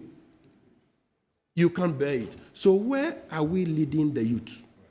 And so if you look at the president's State of the Nation's address, it is not something that I would be able to say that, It's not a reflection of the reality. No. In fact, if you ask me to give it a grading, which we mostly do as analysts, it's nothing beyond C+. And it's a reflection of the state of the economy. Sometimes last year, for instance, when the president had to deliver this same address some 12 or 13 months ago, I was virtually like, what is he going to be talking about? Because it's scary. Today, we've seen the same thing. I was expecting, honestly, that the president would tell us that under the G20 common platform, these are the things that we have done. This is where we've gotten to. China, we are negotiating with them. They are not going to take our airports. They are not going to take our SOEs. Okay? They are not going to take our harbors. They are not going to take some key, state enterprises. And that this is how they are going to go with us. What is Germany talking with us about? What about, India, France, and all those guys? Those are our major bilateral debt owners. And so tell us something about it. You told us that domestic debt achieved about 85%. And we said that even if we achieve 100%, on the entire debt exchange program, both domestic and external, we will still have to do some things, including looking at the structure of the economy, reducing government size, and all of these things. Putting all of that together may lead us somewhere. The president has done none of that. When JM launched his campaign in the Volta region, he said that he was going to run, or he's going to run this country with 60 ministers. Lean government, he said. I am saying that His Excellency could have told us today that I am doing this number of ministers. I am cutting down my ministers from over 100 to around maybe 55 to tell us that you are committed to doing better than what the opposition is talking about. And therefore, I'm in charge. I was expecting to see that as we speak now, the total treatment that we're going to give to government machinery will result in this percentage of reduction in cost of managing government machinery. Nothing of that sort came out. So you're disappointed? I am extremely disappointed, and I think so is with Ghanaians and even my colleagues in the studio here. Right. And it appears to me that we are taking governance for granted. We are not serious about turning things around. Okay.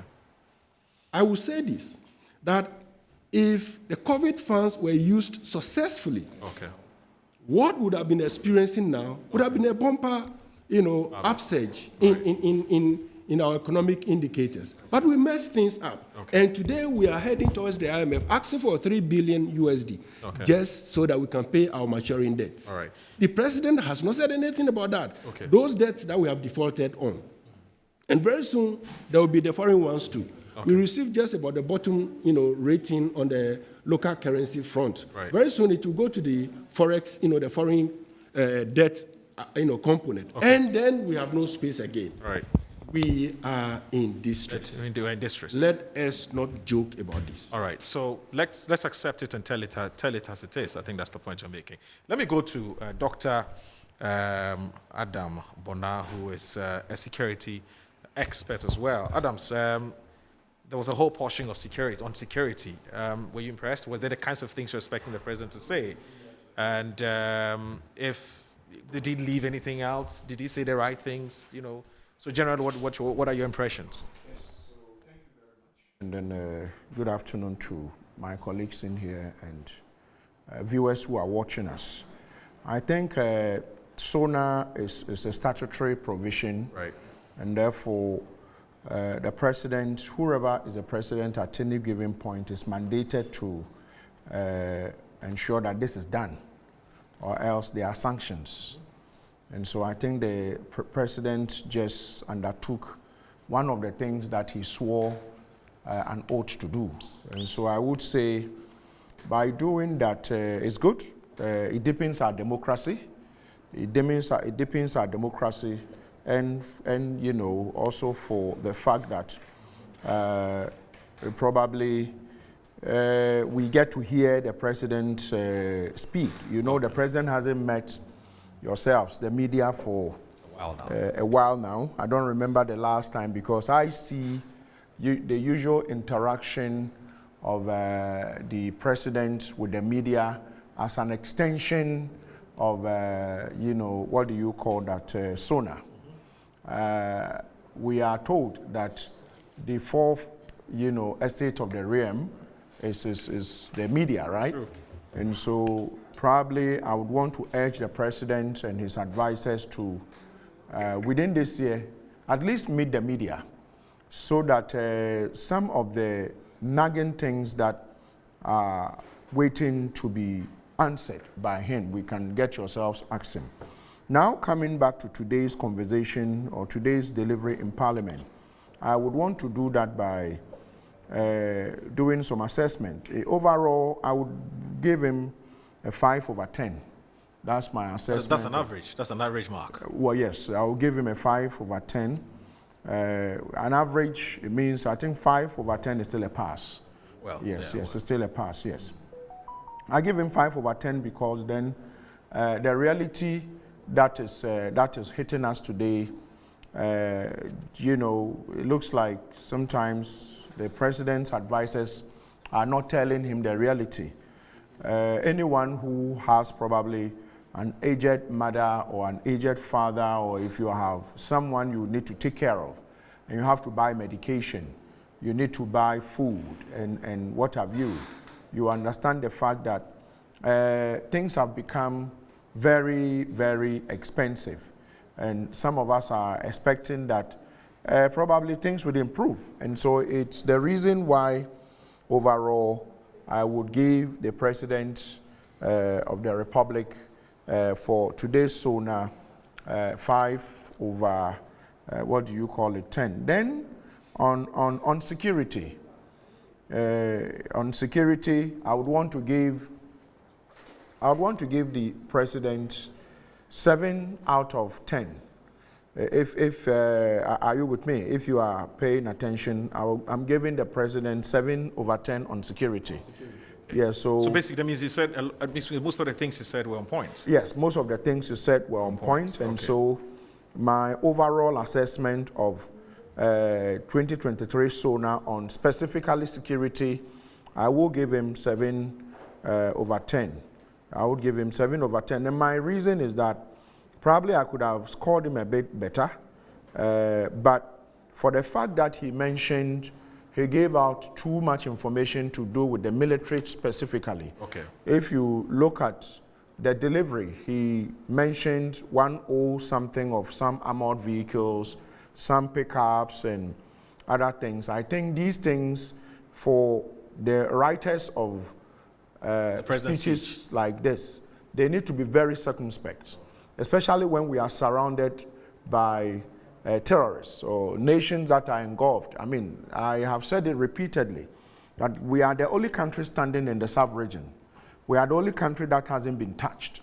And therefore, we need to value that and be a bit circumspect when we are doing these things, especially coming from the #1 most important person in this country.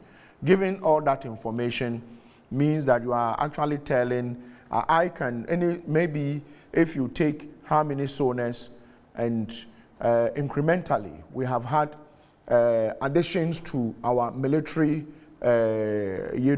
accoutrement. Anybody can do the mathematics and arrive at a situation where you say, we have maybe 5,000 armored vehicles. So anybody who wants to come and do any damage knows that, okay, if I'm coming, this is what I have to come and do. So I think that those who wrote the speech could have actually said, we have tooled the military with some armored carriers. So you mean the president gave out too much information? Too much information, okay, because so the details are in there. That's fine. The details are in there, which I think is wrong. Okay. But then again, I would give him 7 because if you look at last year's SONA, vis-a-vis this year's SONA, the crime rates have dropped. Okay.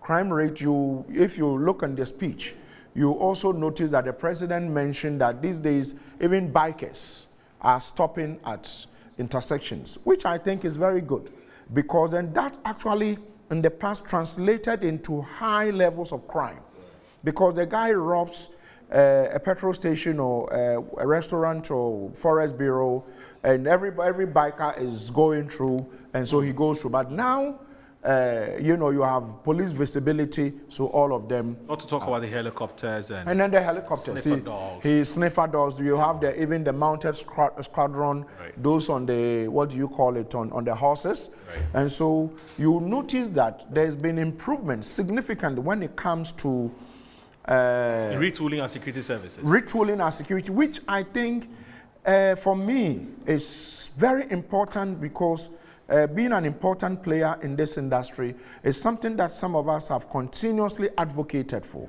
What probably we have failed, or the president and other presidents have failed to do, is to define the role of the military.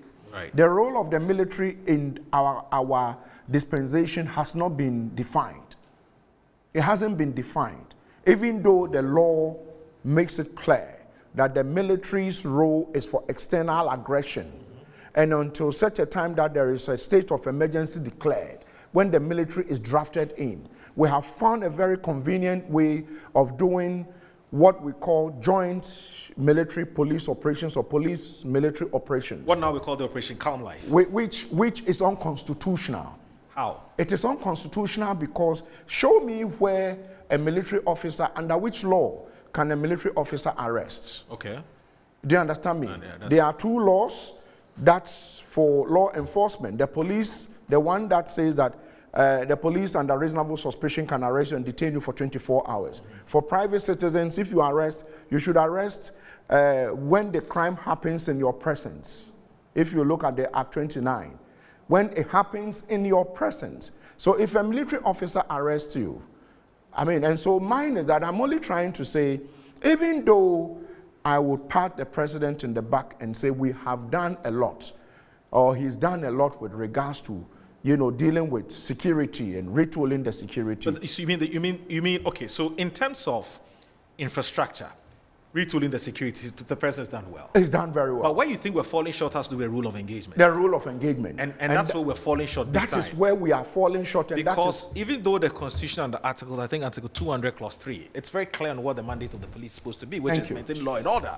You have a situation where the military are being drawn in to assist in doing that. Thank And you. you're saying that there's no constitutional or legal basis to support that. Unless And there that's is what we need to check. Unless the commander-in-chief, through a certain executive order,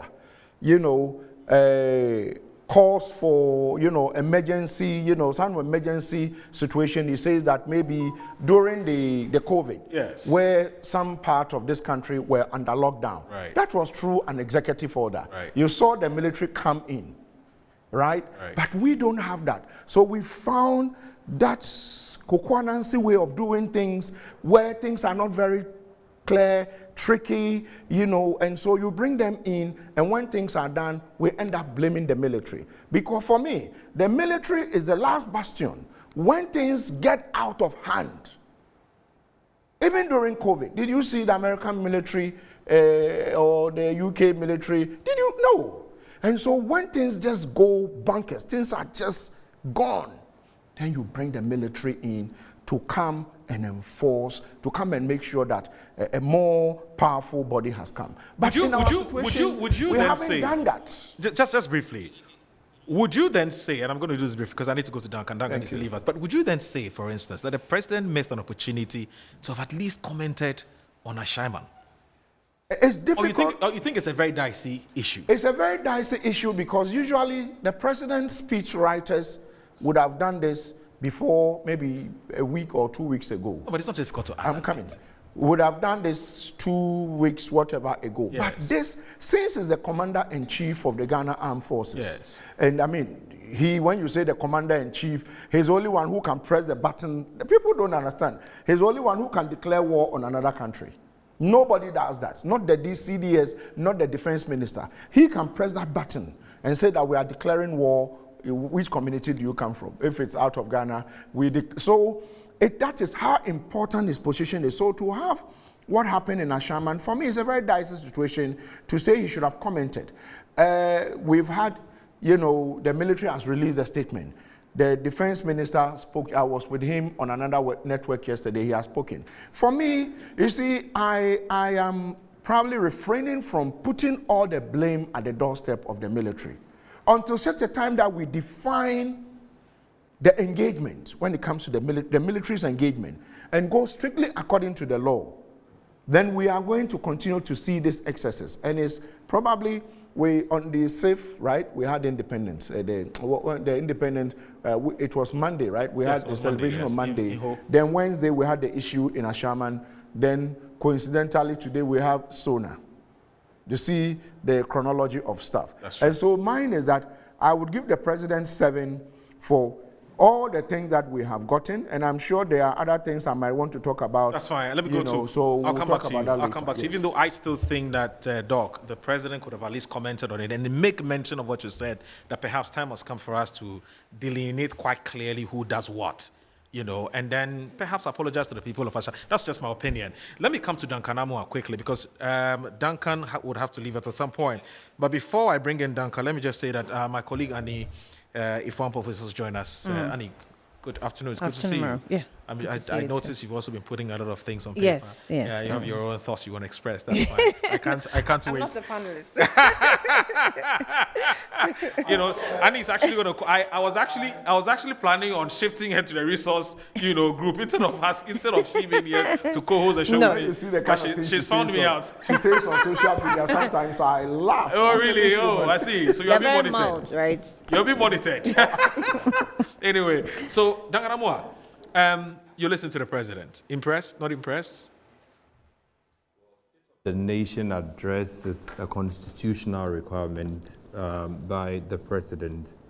And I'm quite certain that if it wasn't because it's a constitutional requirement, we'll probably not even have to sit here all together because the state of Ghana today is one of mass suffering, is one of a lot of hopelessness for a lot of people, especially business people, is one of uncertain future for the young people.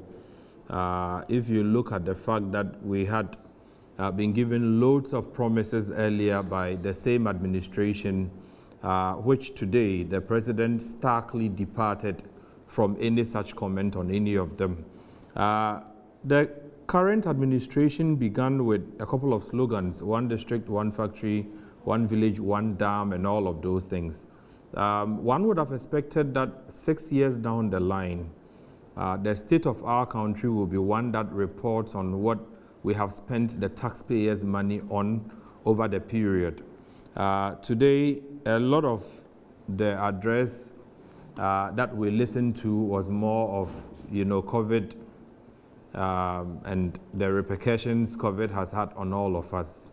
I dare say that Wuhan province in China and the Chinese economy, where COVID probably emanated, as the world would want us to believe, the Chinese economy has not slowed down as badly as the Ghanaian economy has gone into tatters.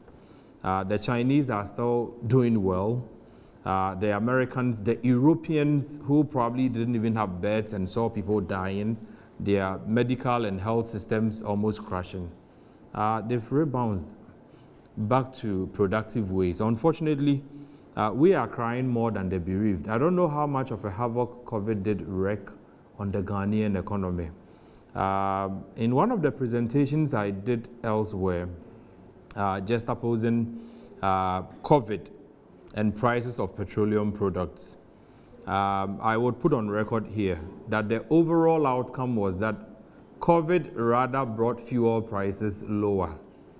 And in the history of petroleum pricing, for 39 years, within the year 2020, prices had not gone for as low as it did during COVID in petroleum terms. If you recall, Moro, somewhere in July 2020, international benchmarks for crude and, for that matter, finished products were so low, crude prices went into negatives. In fact, at a point we were selling crude for negative $37. That is because the EIA in the United States had overstocked their inventories. Right. And so what cargoes they had even requested for, they now had to rather pay, suppliers to return cargo. Those were very good times if you were a petroleum user. We as an institution, COPEC, had written officially to request government to stock up at the time. Because there's a pricing curve for fuel. It goes up, it slumps sometimes. So when you get a situation where finished products at the time that were trading around $640 a metric had slumped to $140 and we're still going down, and you have institutions like BOST with huge tanks, right, that could have stocked up and probably saved the Ghanaian economy when prices began, going up again. They sat on their asses, did nothing. We sat and watched and complained of COVID as though all that COVID ever did was gloom and doom. It wasn't. Fuel prices were extremely favorable within the period, like I've indicated. A simple Google search would probably vindicate what I'm saying. We did nothing as a country. We sat and watched. Then fuel prices begin, inching up. The sad thing of this country is that because our leaders refuse to plan, Moro, oftentimes they plan to fail for us. They deliberately plan to fail because they are refusing to see the global economic outlook, indexes or numbers coming from, international trade. They are not willing to see anything, to plan for anything. For the end of this year, what is petroleum outlook likely to be? Between March, right, and August, September, prices are likely to be a bit lower because of the rain.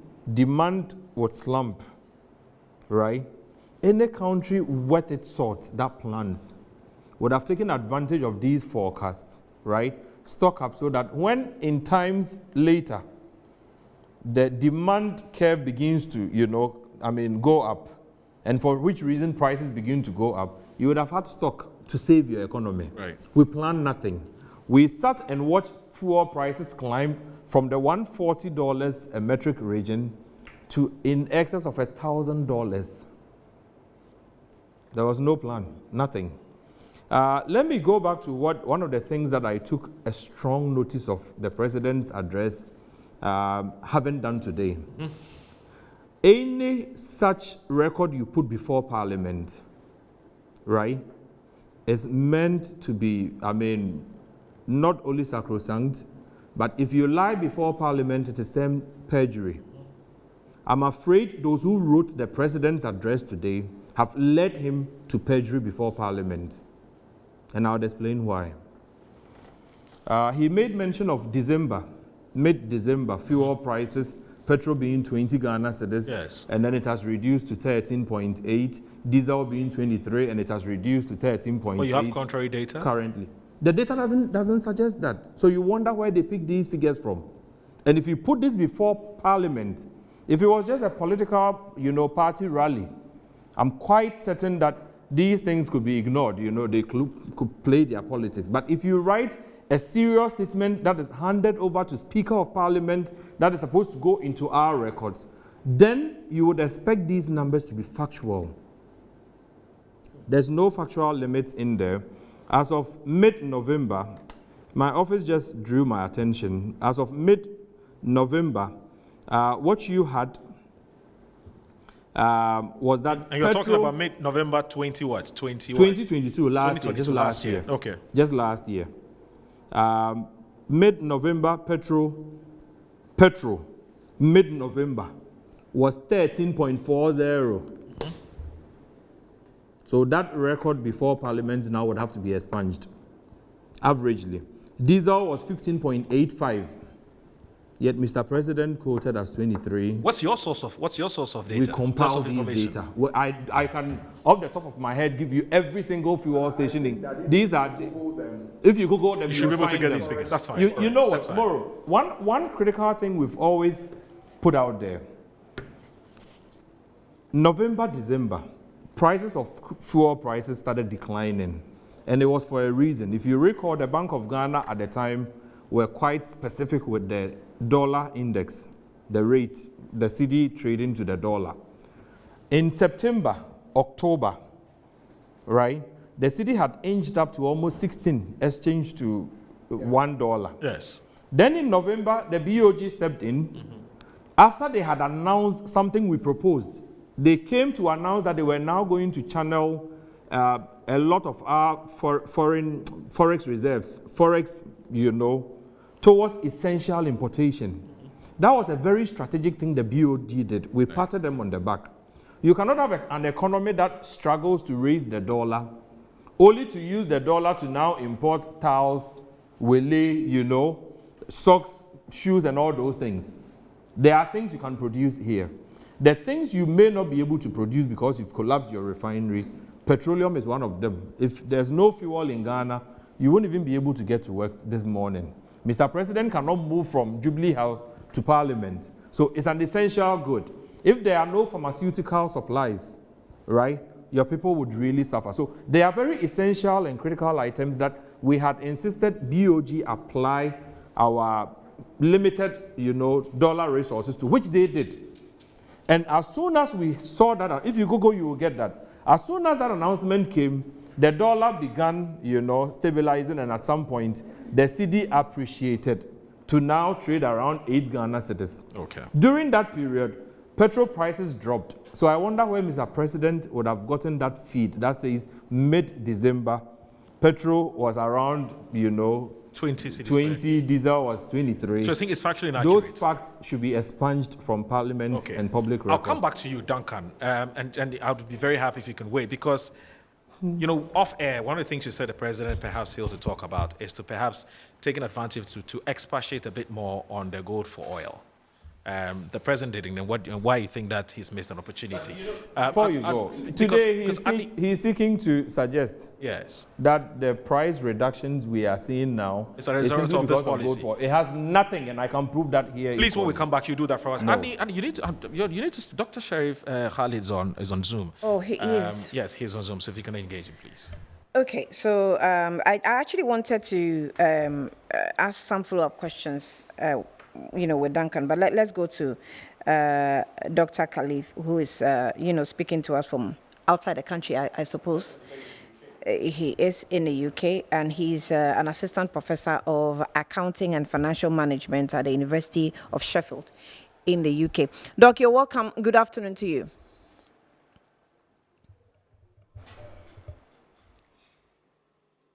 Hello, Dr. Khalid. If you can unmute, I think would Yeah, hear I thought I was muted. Yeah. Okay, great. Good afternoon, and good happy afternoon. International Women's Day to you. Great. Oh, thank you. I'm the only woman privileged on this platform right now. Thank you so much, Doc, and you're welcome. So I'm sure you actually paid attention to the delivery by the president. I did. Right. So let's have your, opening opinions first, and then we'll ask follow-up questions. Well, it was quite interesting listening to him because I did get lost at some point, and some of the low-hanging fruits that the president ought to, rake into the State of the Nation address taught to me as a dilution of the importance and potency of such an address. And I thought that as the years go by, as development go by, as progress go by, as civilizations grow, we should tighten and improve the quality of our States of the Nation address. Why do I say this? You're talking about health insurance. You talk about coverage. We should be talking quality, right? What have been the inclusion, ill health that we've added to the portfolio of the National Health Insurance since inheritance in the last 7 years or so? This is a quality metrics we should be talking about. As of now, as we speak, we have vaccine shortages for newly born babies. That is an important point. But to scapegoat the WHO by saying that they've been delayed in vaccines, I thought was most unfortunate and a political gimmick, not actually holding on to the tenets of the true State of the Nation's address. Because other nations are vaccinating their babies. Why are we giving excuses that WHO has given a report of A, B, C, D? It doesn't tell us that there's real commitment in actually meeting these things. When we talk about farming, agriculture, the president is talking about the buffer stock and the likes of that. Let's compare his talk to reality, right? Not long ago, the national buffer stock was in crisis. So what stocks are we talking about? We're talking about 1D, 1F. What has it brought in for the president to indicate that we are now exporting X, Y, Z machines from Brazil to help with our agricultural sector? Poultry farms, right, are closing down in the country. So if you're touting your agricultural issues as being an achievement, then again, it's a disingenuous act to engage with. So I find all of these things a big issue. We're talking about tourism again. You talk about GDP to tourism and talk about influx of people coming, quoting, external sources and the likes of that. Internally, how much have we generated in the last couple of years, right? And again, I was surprised whether we were talking about the State of the Nation in 2021, because COVID and Ukraine were a recurring feature. Have nations not long moved beyond COVID and Ukraine? Why are we still stuck onto that? So these are issues that I think that we ought to be looking at. Again, you want to joke. Hello, Doc. Yeah, to be fair, we've been dragging the issue of COVID for some time now. That has to do with the COVID expenditure. In fact, it's a basis because if we name COVID as one of our challenges that affected the economy, and then we, generated some revenue from COVID, it's fair for people to ask for the accounting of COVID funds, and it's also fair for him to speak about it. So it wouldn't necessarily be a 2021 State of the Nation address on COVID, but in response to some questions that, Ghanaians have been asking, or maybe opposition parties have been asking for want of better expression. So it's really not necessarily about COVID, but his response to what people say. I didn't say only COVID. I said, COVID, Russia, Ukraine, and COVID. How about Russia, Ukraine? Are Ghanaians asking questions in regards to Russia, Ukraine? No. So you'd see that there's a fundamental attempt to scapegoat these cardinal issues, right, starting to talk about fumigation exercises, which you would see was an apparent response to Manasseh's lecture at the University of Ghana in the last couple of days. And I thought that that was a bit petty for either the writers of the speech or the president to engage in that direct response on a public issue that has been spoken to when you actually haven't even addressed the scientific levels of the fumigation exercises. I thought that we could have engaged much more. I think that the president lost an opportunity in rebuilding the kind of confidence we would have had for him in the remainder of his tenure. It was, to me, an insincere polemical self-praise that was aimed at accelerating the ebbing public confidence that we have had in them since they took over office. And I thought that this was an opportunity for him to rather put in place and say, okay, when it comes to, what is the state of the nation? State-owned enterprises are reporting losses. Why are we not speaking to that? We come to the international security front. We talk about national security and the likes of that. Few months ago, we were talking or entangled in issues with Burkina Faso, such that ambassadors or high commissioners had to be recalled. What is the state of that? Because that is an important international issue. But the president went as far as engaging with how passports were given to people in America. I'm not saying that's a wrong thing, but giving that level of detail was important. Why would you not give that level of detail to the Burkina Faso issue or the diplomatic issues that we are failing at? That would give us the real state of the nation's address. So broaching over all of these things, I think it was a deliberate ploy to sketch around the issues and not really engage with the true nation state, if you ask me. All right, there's been the conversation about the economy, the Russia and Ukraine war. And then, the communication that's been coming from government regularly has been that the economy was doing well before COVID and Ukraine struck. And this statement was categorically captured in the president's delivery that the economy was doing well until COVID-19 and Russia-Ukraine war took us off course. No, that was a very wrong premise. It has no factual basis, because long before Ukraine started, there was a 2019 report a joint report from the Bretton Woods Institution, the IMF and the World Bank that pointed to indicators of our economy not going in the right direction. So how is it Russia and Ukraine? That report still exists, and it's in the hands of most journalists and media pundits around Ghana and beyond. How serious is that? How serious is that comment? Because we were just discussing how you cannot put non-factual statement before Parliament, and if this has been a political talk, maybe we can let it go. But to go, before Parliament and make such a categorical statement, how serious is that? I think that I'll leave that for Parliament to decide, because he went before parliamentarians, our representatives. If they feel that is something worthy for him to go away with, that's up to them. If they've got their standing orders or regulations and rules and procedures within Parliament to deal with that and actually fact check that and be sure that what the president put before us was a true state of the nation's address and actually contained true and factual issues, that is for Parliament to decide.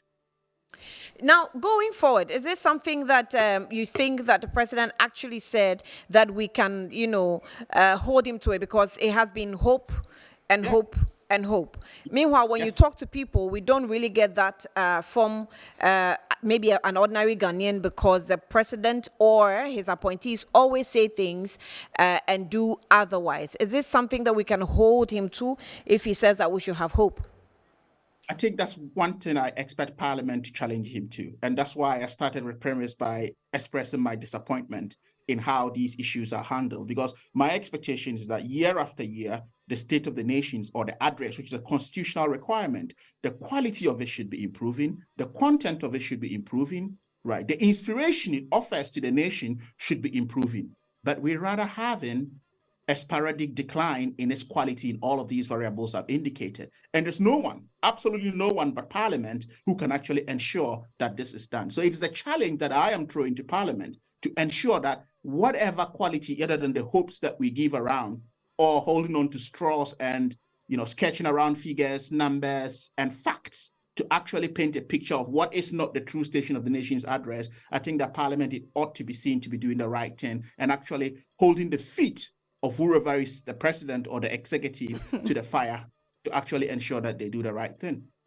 Dr. Khalid, if you can just end your Zoom and rejoin, I think we'll appreciate that, and then we can ask some further questions. But in the meantime, let me bring in Palgrave, who's been sitting and watching all the criticisms coming. You're in trouble today, but that's the job. Happy Women's Day, Annie. Thank you. I appreciate it. To you and all the women in this country. Thank you. And around the world. Thank you. Thank you Your very work much. is difficult.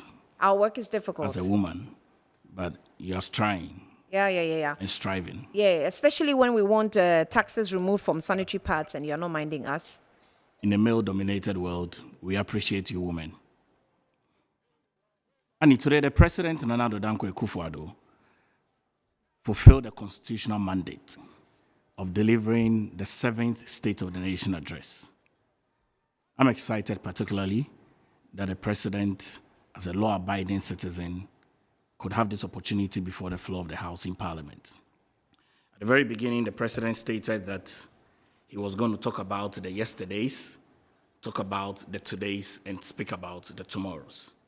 The President, Nana Addo Dankwa Akufo-Addo, spoke about the economy, very clearly from where we picked up the economy from and how we revived the economy, spoke about the challenges of COVID-19, spoke about the election 2020 and how the Ghanaian people revealed and revoted the MPP political party into office.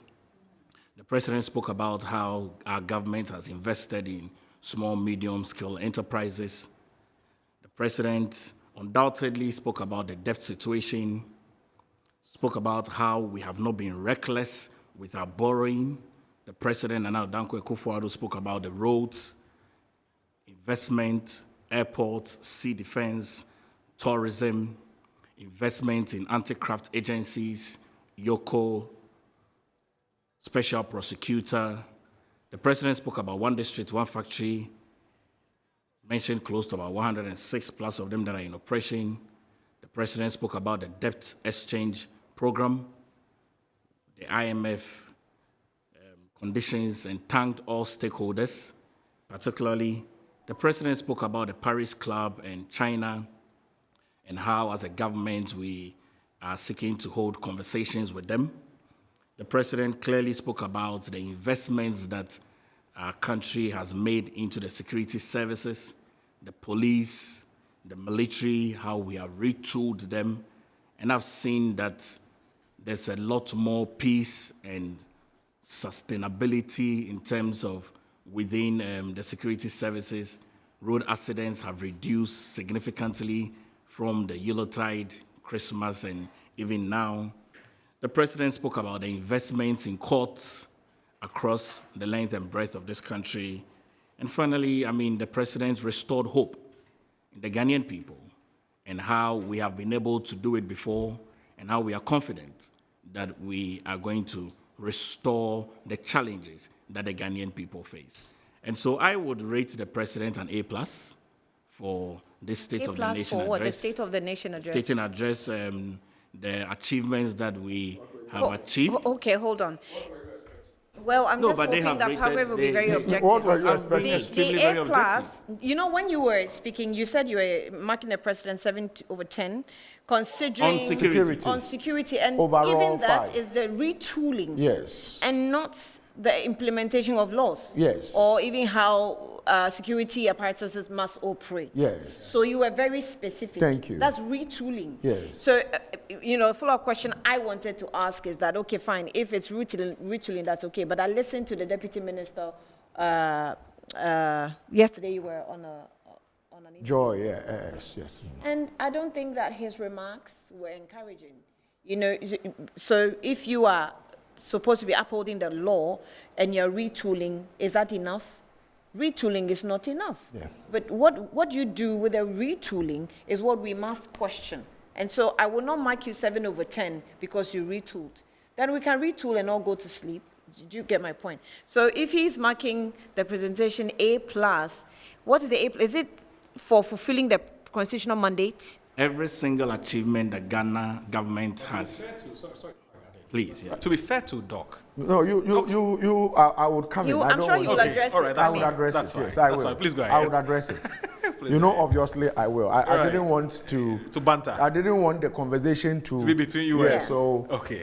let him take the straight Especially bullets. on International Women's Day. Yes. Let him take the straight bullets for now. Let him Please- take the please go straight ahead, bullets. brother. Yes. I mean, the Ghanaian people listen very clearly to the president churning out all the achievements of our dispensation and what we've been able to achieve.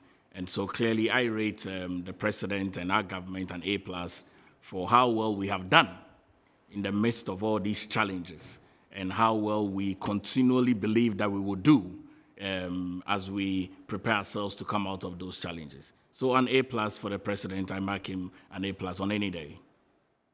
Is there any point which, before I probably go specific, anywhere you thought the president could have done better?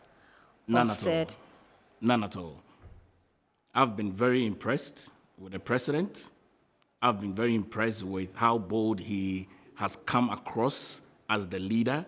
The president clearly stated, I mean, you recall when the president stated that our COVID funds were utilized credibly, it's been audited very well. I have no reason. And that's why I had a question. How's the president coming to that conclusion?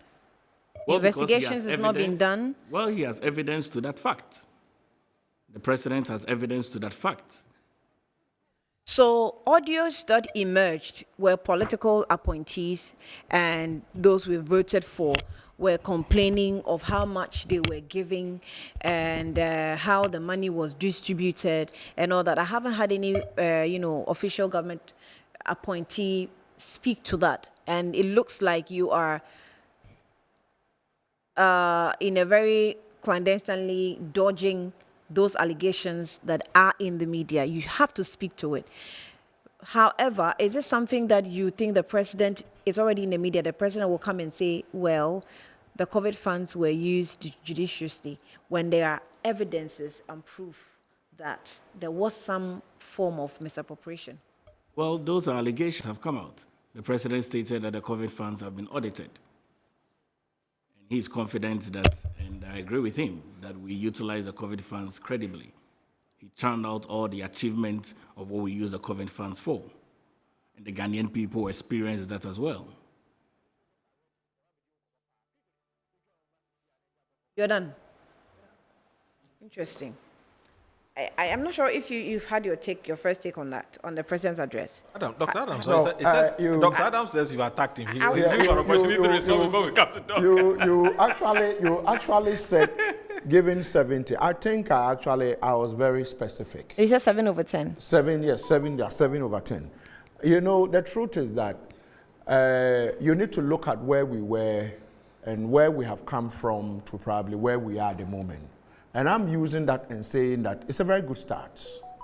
And so if you ask me to rate in terms of tooling the police and the military and the rest, even including even the fire service, some time ago, the fire service could only do up to the 5th floor of what do you call it? The parliament offices. What's the name? Job 600. Job 600, yeah. I think it's up to the 10th floor, right? Mm-hmm. Exactly. So if you were caught in the 6th floor, very likely you would die.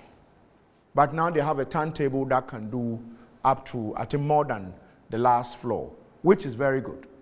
So mine is that whilst we are critiquing probably the situation, if there are areas that you need to also pat in the back and say we can do better, you do it. And so the 7 over 10 has to do with the fact that there's been some significant amount of retooling. Even when you take recruitment into the service, there's been a lot more recruitment also into the service. Some of us are saying that, you see, I think you alluded to the fact that the laws must work. You can only take out the military out of internal police activities when you have enough police officers on the ground. At the moment, they have plus, minus, about 45,000. They should be doing about 90,000 police officers. It means that there's a shortfall On the ground. on the ground. And so we have 2024 election that is coming up. We've just had a shaman, right? People are panicking.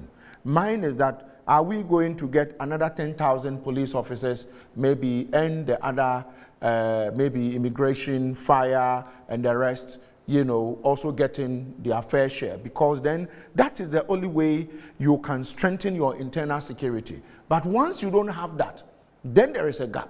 Then you would have a situation where the military probably become dissatisfied because unfortunately one of them has been killed. They go into an area and, you know, attempt to arrest and, you know, beat people up. And so for me, I stand by the 7 out of 10 given to the leadership, because then for some of us, I think it's remarkable, and there is no way under the sun that I would speak in terms of security without saying that, yes, something has been done. Whoever one day comes, takes over tomorrow, should do better. But I think the president stands a chance of ensuring that the military's role remains as being responsible for external aggression only, until such a time that they are drafted in per, you know, some executive or emergency order.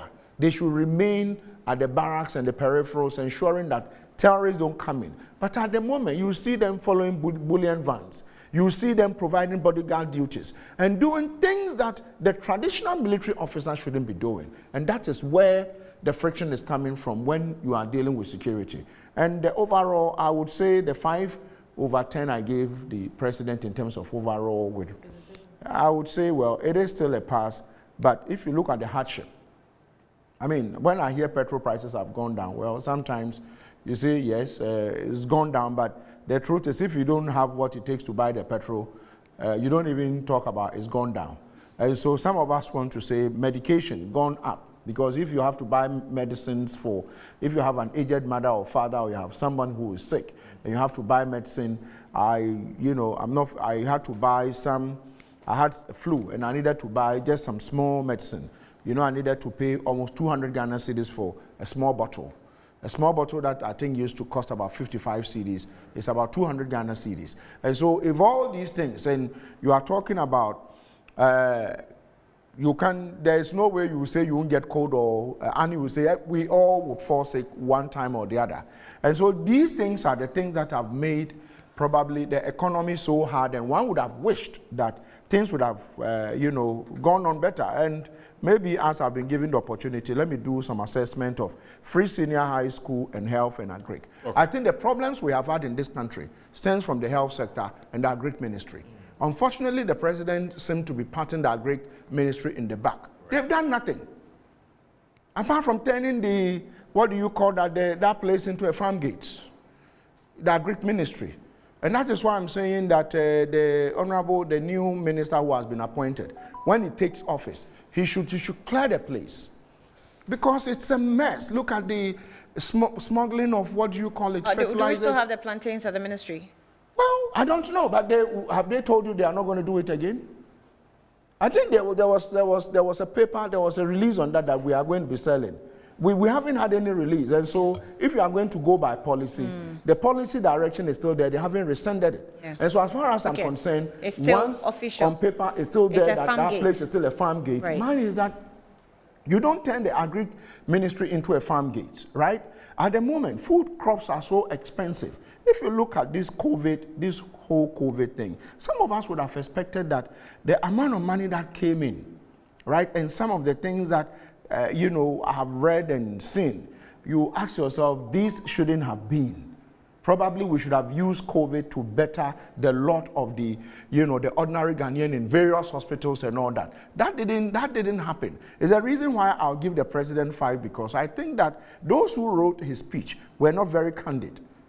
Because then if you take agric alone and the health ministry, look at in terms of how much we lost in that area in the last maybe 2, 3, 4 years.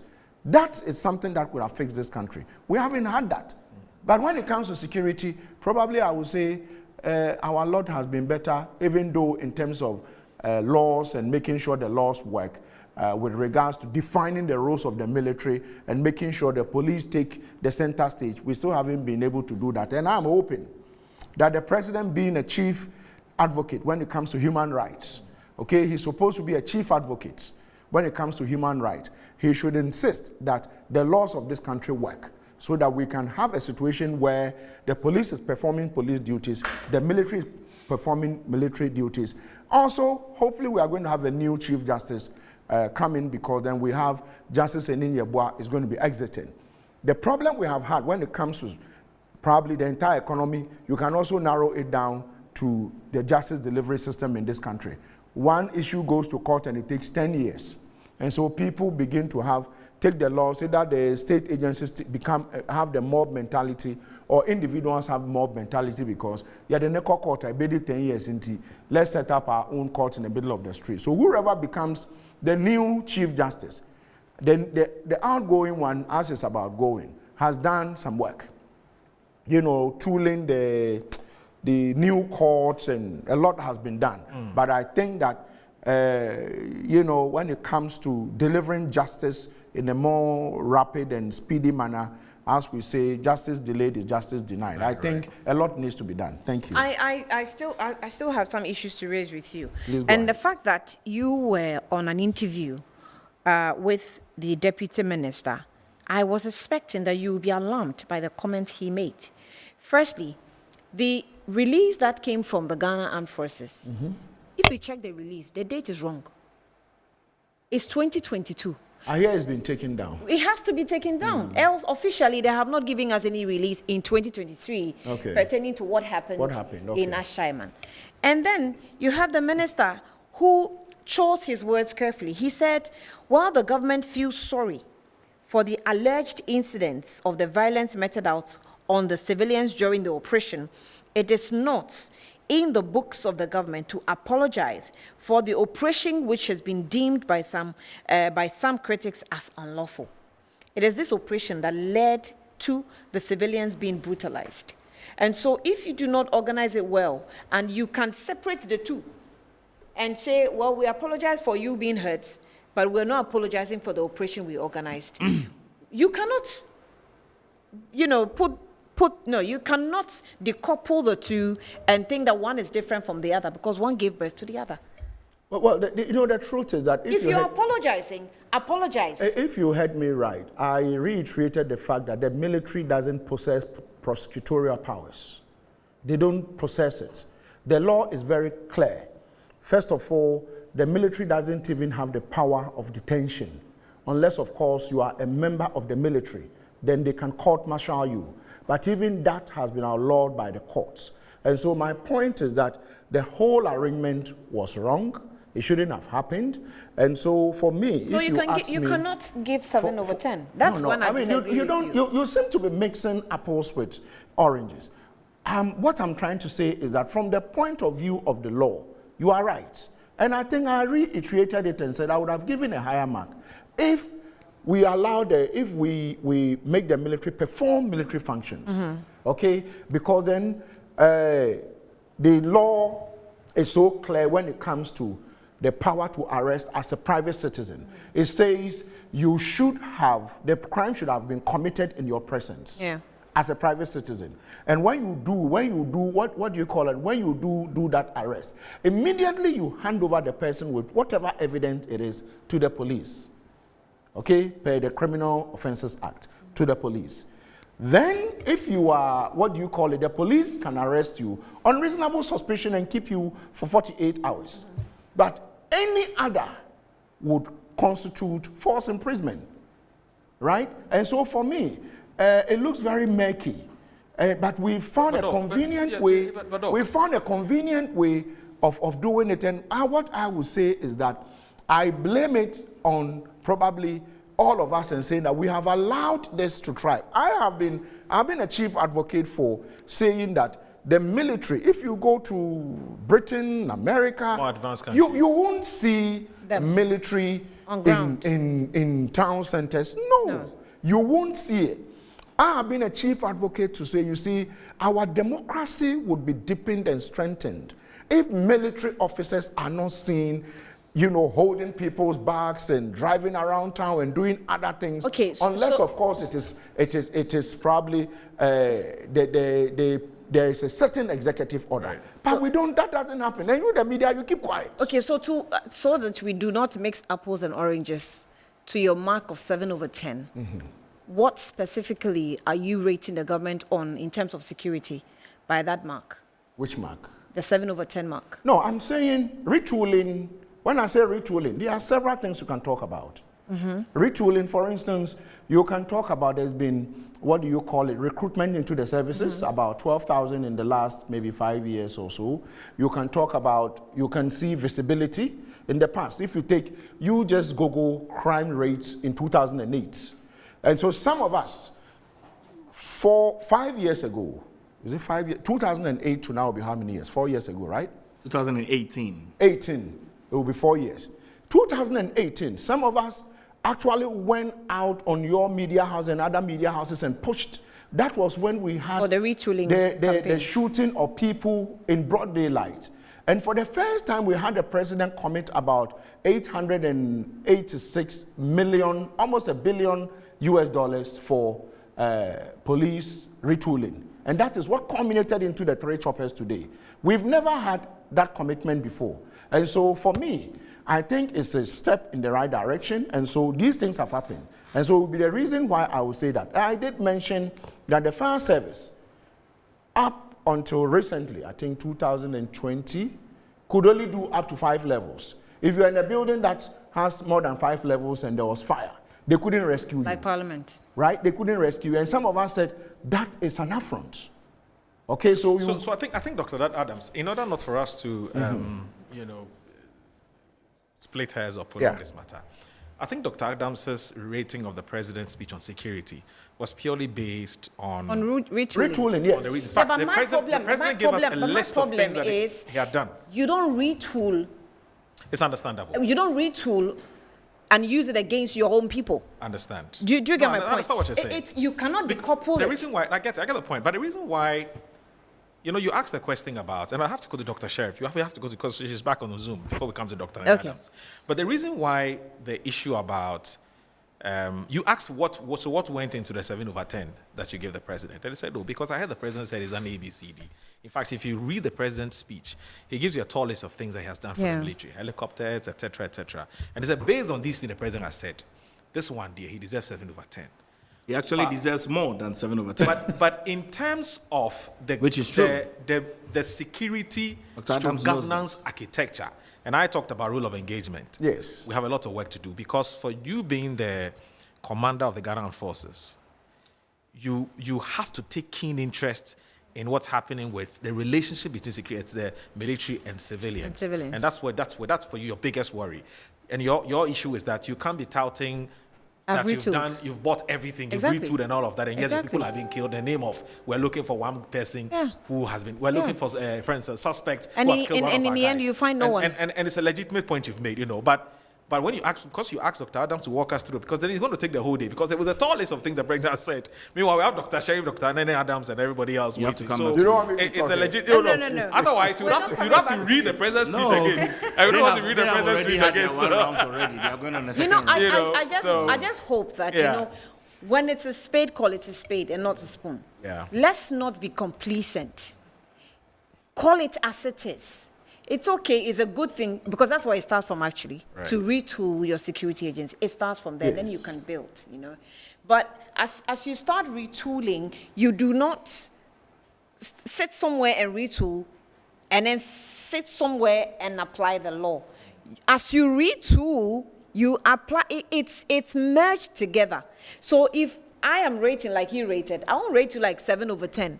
Why will I do that? That is if you jam everything together, if you decide. You call it jamming. Yes, if you decide to jam everything together, because just like you said, first of all, if you are not able to, categorize them well. Let me tell you what our viewers are saying. So we are dragging this matter to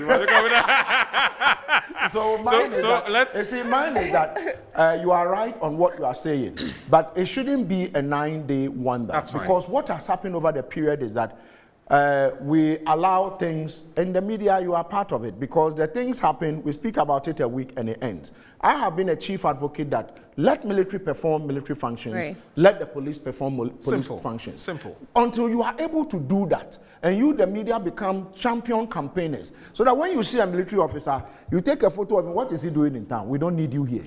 Until we go to the UK today, we have a colleague who is speaking to us from the UK.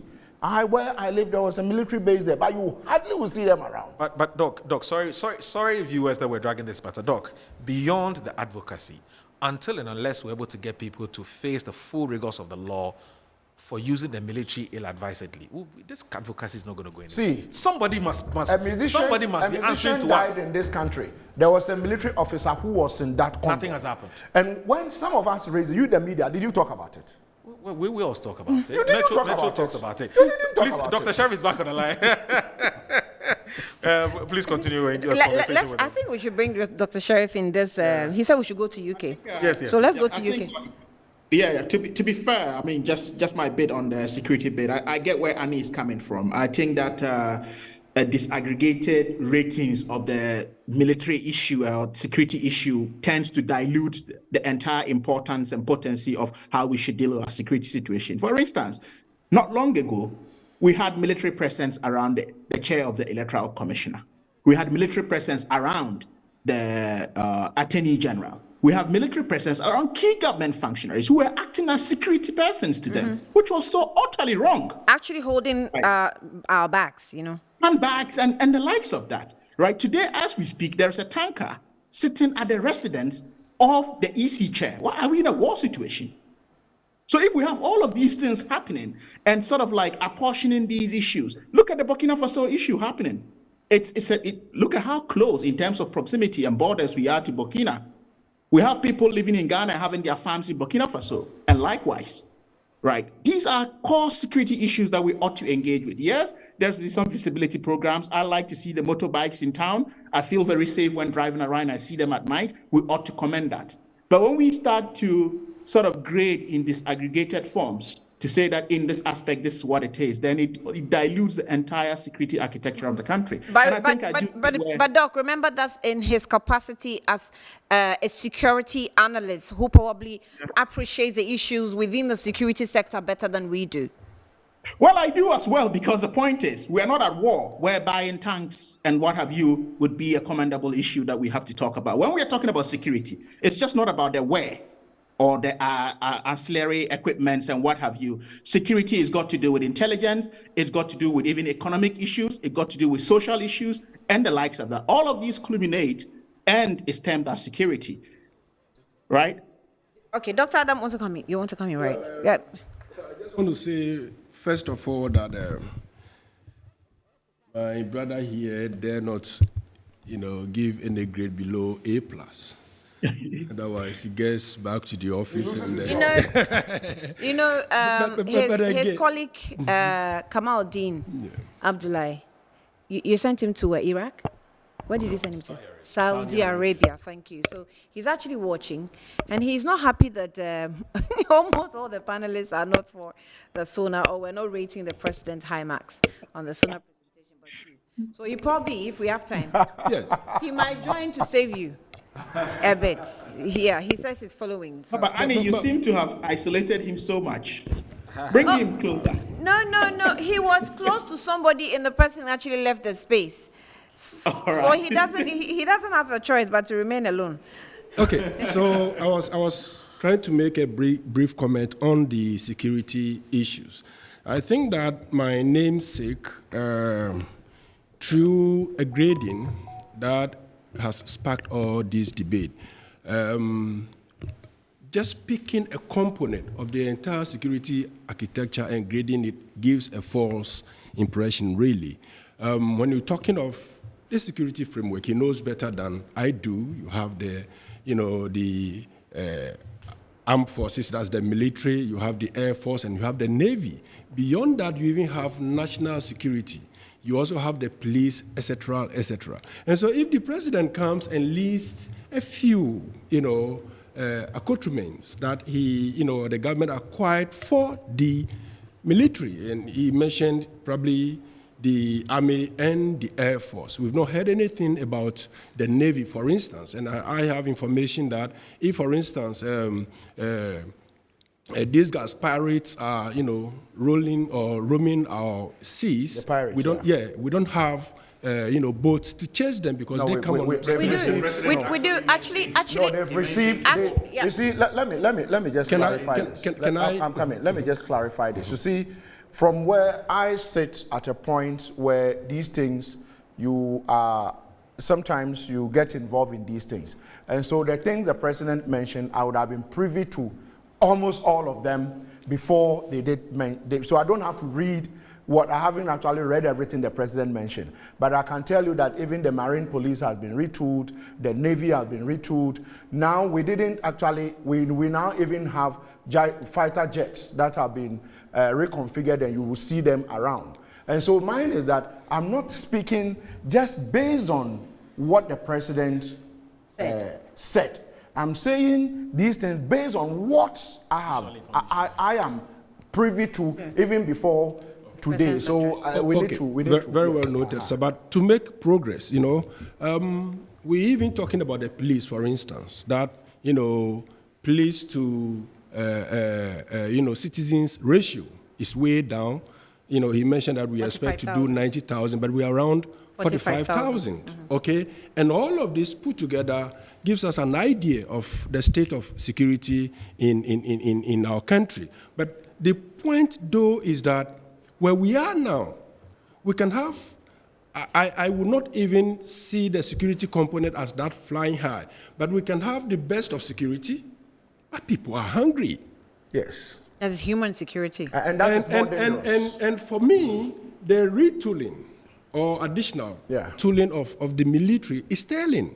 Because you see, we have a situation where during 2020 general elections, we saw how the military has been deployed, into, polling stations, brutalizing and intimidating people here and there. So if you see them getting more accoutrements or equipment, so to say, then it's telling us where we're heading towards. In fact, it is not to really interject, but if you have retooled your security, and we saw what happened in Ayawaso West Wogon, and we saw what happened in Techiman, and Techiman, Ayawaso, Ejura.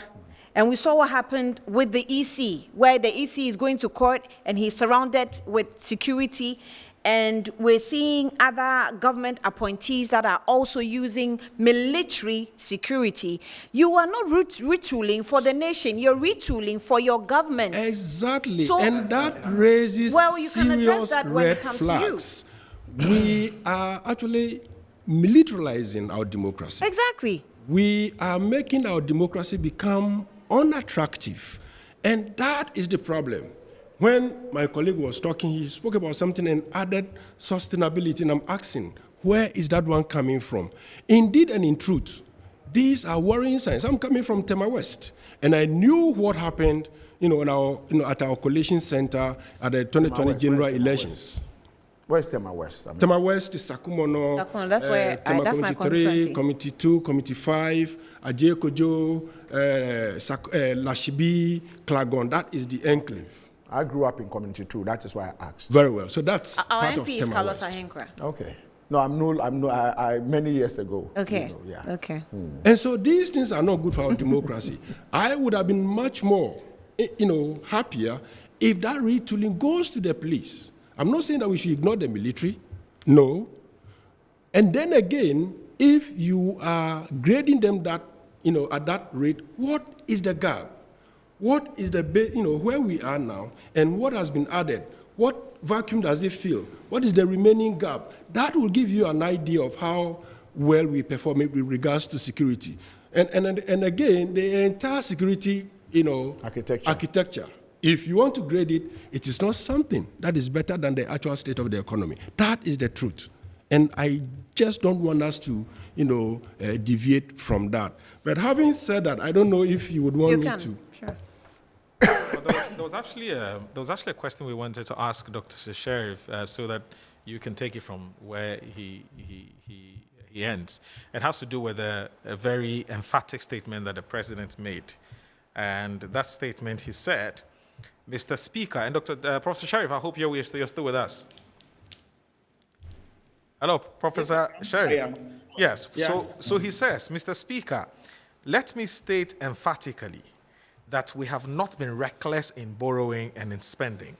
It is worth noting that the debts we are servicing were not only contracted during the period of this administration. Mr. Speaker, we have spent money on things that are urgent: to build roads, bridges, schools, train our young people, equip them to face a competitive world. And it says, considering the amount of work that still needs to be done on the state of our roads, the bridges that have to be built, considering the number of classrooms that need to be built, the furniture and equipment needs at all stages of education, considering the number of children who should be in school and are not, considering the number of towns and villages that we still do not have access to potable water, I dare say no one can suggest we have overborrowed or spent recklessly. How do you respond to this? That's quite an interesting statement coming from the back of a government whose president and whose opposition message was like, we don't eat roads, we don't eat classrooms, and the likes of that. What's changed? So that fundamentally tells you that there's something wrong somewhere. Right. So we talk about issues of not borrowing. When did they go to the bond market? Immediately they took office, the bond market was their playground. Right. But who borrows in any way? If they were actually not borrowing recklessly, we would have been feeling the impact of that. In a business environment, 5 years is enough to have a return on investment on a viable project that has been thought through very well. So if they indeed actually, right, in how they were reckless with the bond market, which they made their playgrounds, which no government has ever done in the history. I'm yet to, find a sovereign state that has been on the bond market for well over 6 years. But that's what this government did, right? And that's why our debt restructuring has become a problem, has become an albatross on our necks to such an extent that we had to even go after the pittance of pensioners. So if we're not borrowing recklessly, why would we be in this situation? That cannot be an emphatic statement. Now we're talking about building school infrastructure and the likes of that. What has been the gap that has been bridged? I've always made this point, regardless of government, right? Since the legacy of the Nkrumah legacy in secondary schools and that of the colonial governments and the missionaries, tell me or mention one first-class, second-cycle institution or even university that any government of the Fourth Republic have put up. Right. So that's problematic, and we are in the state of modernity. We are making progress. So what are we doing right or wrong that we can't replicate what was done 100 years ago? You talk about the Achimotes, you talk about the Wesley girls and the likes of that. Have we built any secondary school to the scale or beyond the scale of any of these? So when we're talking about infrastructure and trying to scapegoat all of these borrowing processes, it becomes very problematic. You are a 21st century president. Act like one and speak like one. Let's not go for low-hanging fruits. And it's because we've been dwelling in all of these that our political communication has become so, imbued with all of this rhetoric of low-hanging fruits of we've done SHS, and what's the quality of free SHS as we speak now? Where is it taking us? I teach within an international environment, right? If you take most of our students, if they don't write the English language test, they might probably not get into universities in the UK and elsewhere. That tells you that that has something to do with our quality, right? I was shocked at the point in time when I did a few years ago, I gained a scholarship to read an executive MBA. And I was told that my West African examination results ought to be taken to a national body for assessment to be sure that the raw scores I had were reflective of the international quality they were taking at GCSEs, A-levels, right? We shouldn't be subjecting our students to these at the international front. Okay. So the quality of that education, it's very important. Rather than saying that it's free SHS, we're giving meals, we're giving A, B, C, D. But in any case, what is happening to President Mohammed's legacy of free community day schools? What are we doing to that? That we need to borrow more in the name of infrastructure. Right? Now we're talking about irrigation. Well, some of those schools are being worked on, so it's but some are completed and ought to even take off. Why do we not have to see what we can do with that? Right, and I'll give you a solution here, a practical one. I've always said that, look, we've sold education to the rich in the name of, like, if you want to read GCSEs O-level now, you have to go to $1 international schools in Ghana before you'll be able to read that, whereas we used to. So if we want to give the private sector a big run for their money, we have to create quality public sector schools. Okay. And we could start by using the free day schools, right, as an example, as an experiment to actually match up this to improve upon our quality. Okay. Right. I go to irrigation schemes. Dr. Sheriff, Dr. Sheriff, unfortunately, time is not our best ally. So we would, okay, so please hang in there. I want to get the reaction from the other resource persons, and then I'll come to you for us to wrap up. I'm told we've been given an additional 30 minutes to end this. Yes, an additional 30 minutes. By the kind courtesy of the programs manager, we call him Uncle Nat. He's a big man. Thank you very much for that. So Good Afternoon Ghana should have started now. So Good Afternoon Ghana should have started at 2. So we're eating to Good Afternoon Ghana. So we're Okay, just eating into the time. Okay, so next. So Good Afternoon Ghana. Good Afternoon Ghana. So good afternoon to Good Afternoon Ghana. Yes. But Doc, listen. We sat in this country. I'm going to come to quite paragraph shortly, but we sat in this country. We're asking this government. You claim you've borrowed so much. What have you used the money for? Everybody, that's been like the narrative. What have you used the money for? What have you used the money for? Now you have a president come to you and say, look, it's understandable you want to ask me what I've used the money for. Then it gives you a tall list of things.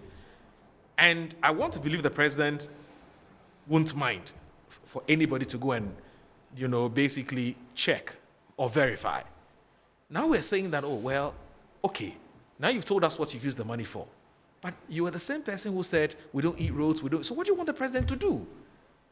I mean, you for instance, you should be excited, as somebody who plays in the economic and financial space, where you've asked several times, what have you used the money for? What have you used the money for? Now the president comes and says, this is what I've used the money for. This should be commendable, shouldn't it? You see, this government has been allowed for too many times to tickle itself and continue to laugh. Okay. By the time the NDC was leaving power in January 2017, our debt stock was around 120 billion. As of today, our debt, and that was around 57, thereabout percent of GDP. That's a GDP.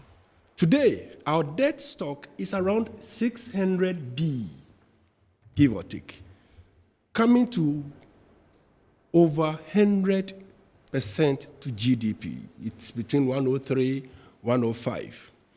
And so, if you say you've done this much, and that you have borrowed to pay previous debt, what exactly are you talking about? It means that you've added in excess of 400 and something B to the debt stock. You just deduct the total 120 B from it, and you're still flying by over 200% of net. Yeah. And so it does not hold. Number two, the president said that they did a lot of roads. See, I am from Tema West. There is an overpass that is being constructed at the Nungwa Junction area leading to Tema and then to Ashaiman. That project has, stalled? Well, they've been on it for the past 5 years thereabout. But they're still on it. We are not seeing contractors on site. So the point is that you say you are doing roads, and one road for 6 years. You are not done with it. Go to Obichebi here, that's just down here. That project, the funding and everything was done by the previous government. Still construction is ongoing. What else? You can talk of so many things. And so if you are talking of roads, in all honesty, let's say that within Accra, all of Accra, can we pinpoint any major road that the current government has constructed or improved? Let's say that it Medina, did the actual financing. That is it. We should not even be going into when the financing came. We want to see it. So is it from Accra to Medina way down to the mountains that you've done, or Achimota where? The overpass at Achimota, how do we call it? Achimota overhead. Yes, the one way down, Pokwasi. Pokwasi.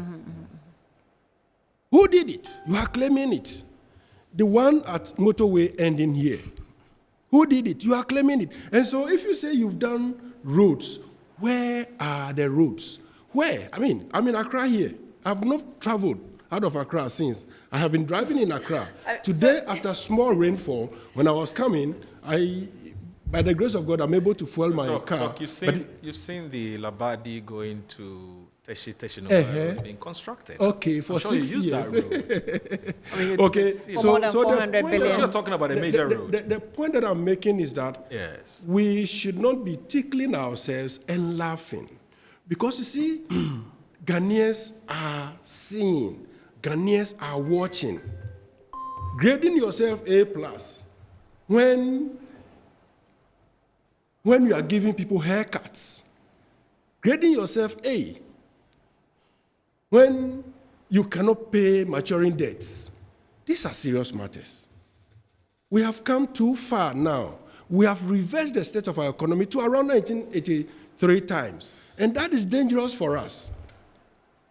Grading yourself A, and within last year, you printed over 70 billion Ghana cedis into the economy. And when inflation is skyrocketing, you want to tell us that you don't know what is causing it? Who will do that? By 2016, there was zero borrowing from the Bank of Ghana. And we allow all these things to happen. Burdening and psychologically torturing ordinary Ghanaians. Why do we do that? Okay? So we got to get real. When this budget began, we were here on critical inside pages, right? Yes, it was inside page. And we said that it is not going to go well. We have not ended the first quarter yet. Yeah, And but the finance minister actually did prompt us somewhere mid 2022 that 2023 was going to be challenging. He actually said it. I've forgotten. No, the but exact you program you he used, have but a he was situation where by the time you came in, there were additional oil wells added to the single one that was in existence previously. Okay, this government received within the first, I think, 2 or so years, they received more oil revenue. But Doc, the same government will tell you that yes, even though we acknowledge receipts of these resources, we also inherited a lot of liabilities. We had a banking sector cleaning up. We had a banking sector cleaning up to do. How we had much power excess that we need to pay for. hold on. Yes, we acknowledge we received money, but we also spent a lot. So Mauro, I think fine. Let's do it this way. Banking sector cleanup. We used about 26 billion. You don't even want to go there yet. To help the discussion, we used 26 billion. It's untenable. That excuse is untenable. Okay, all right. So the doctors doesn't want to accept so that. let's give Pargrave the chance. Yes, Pargrave. Banking sector cleanup, we use 26 billion. I'm not sure how much we can allocate to the other sectors: road, health, agric, education, specifically free SHS, because that's been the major government policy. Agric and health, maybe what do you call it? I don't know why you're giggling, but I'm trying to do critical. Let's look at it critically. So you're still wondering what the money was spent on. 1D, 1F. Right. There's also 1D, 1F policy. One village, one dam as well. One village, one dam. Will it fall under agric sector or? No, it falls under special initiatives. Special initiatives. That's it falls under IPEP. It still falls under agric, no? So let's say what was that dam for? Is it not for irrigation? Yes, it's for irrigation, right? I don't think, but you can correct us, Pargrave. I don't think it falls directly under agric. I think one village, one dam falls under. I doubt. What were we supposed to use? I think that it has extended purposes. Right. So you have linkages of linkages, exactly. Within particular sectors. Yeah, exactly. It cuts across. Mauro and Annie, and to my colleagues that are here. I do not think that we should get to a place where we condemn everything that government does. Right. I mean, government has done extremely well. The learned professor from UPSA. UPSA is one of my favorite schools. I'm particularly very impressed with their turnout of students and how they've become in a very short time a leadership hub. And so every single thing that government has done is bad. Every single thing that government has done is negative. You're wondering why Doc doesn't want to give credit for anything. Because you see, I think that at some stages of the president's speech, we should commend some efforts that government has put in. And I commend Dr. Bona on those efforts. Security is not something that... A bowl of wache. A bowl of wache. Which is the best wache in town? It's in Community 4. A bowl of wache this afternoon. It's in Tema Community 4. You know, you and I from I one don't know family. the name of the wache. I just know that there's some wache Tema Community 4. Okay. You will love Please don't it. mention the name. Free adverts. You know, if you look at the investments that have gone into security, it cannot be downplayed. And I think that it's important we commend what government has done, because government is using taxpayers' money to get a lot of these things for our security services.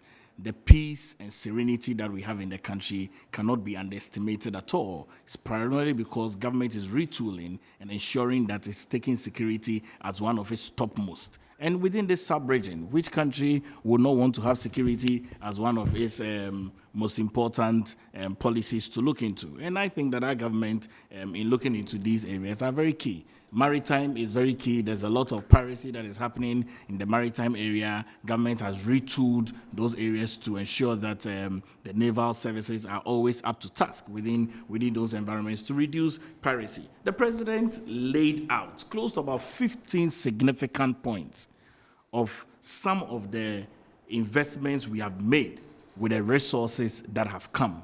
I think that it's important that we hold the conversations in light of those significant investments that have been made. Our government is a government of accountability. Our government is a government of records. Our government is a government of ensuring that continually the good people of this country that have voted for us, repose trust and hope in us, will continually see that those resources that they have given to us and we have at our beck and call is being used for the purposes for which we said we'll use them for. I can go through those 18 COVID funds were not used for the purpose for which can I go on? they were meant let me for. Go on. You see, Mr. President, Nana Addo Dankwa Akufo-Addo stated that we have implemented successfully a national identification system with a Ghana card. I mean, persons that have traveled around the world, Dr. Bonan came from UK, he knows that when you go to the United Kingdom and Europe and even the US, every single person who enters there who is a citizen, you will have an NI. That card is key, it's significant. You're not going to have these two ages that is of the old theory. The president has stated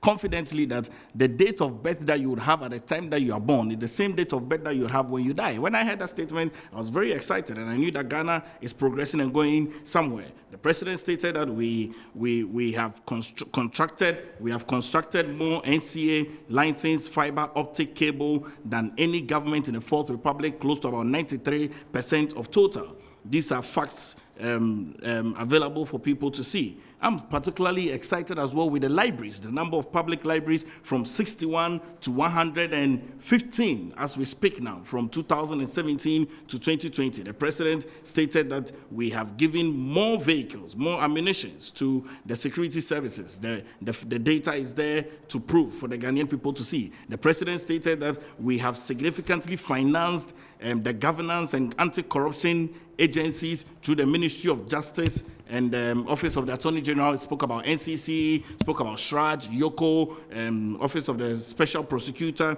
The president spoke about one district, one factory. Now I've stated continually that industrialization is a journey.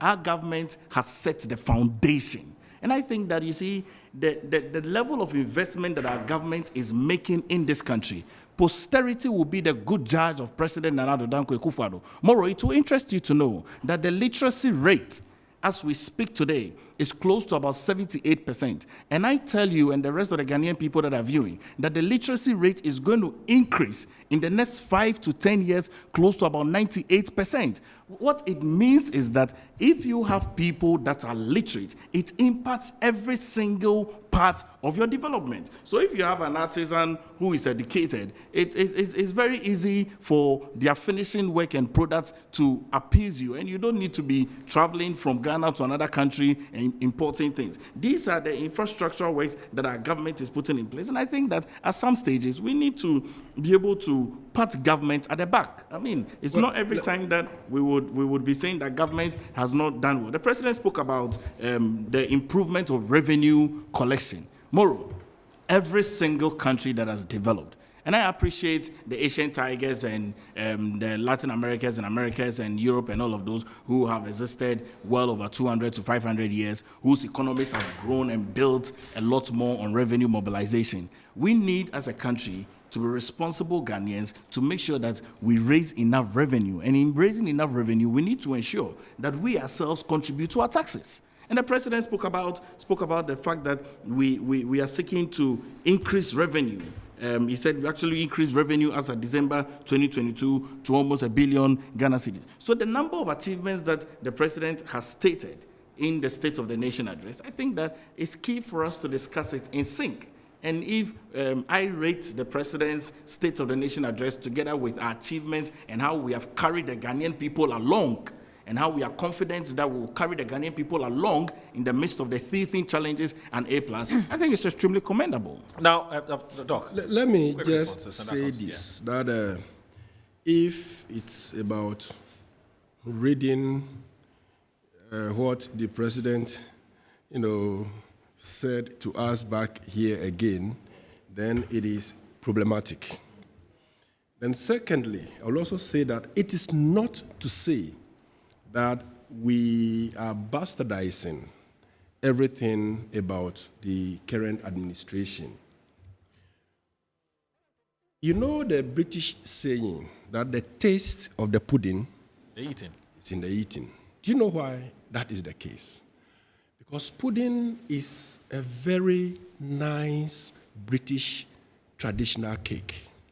When you look at it, on the surface of it, it's nice. Sometimes it's pinkish, like Annie's dress that is there now, and it, very, very attractive from the outside. But if you cut it and you start eating, and then you decide whether you want to eat it or not, because it could be very, very bitter, And so we're talking about realities. When you say, I have done this, we want to see these things on the ground.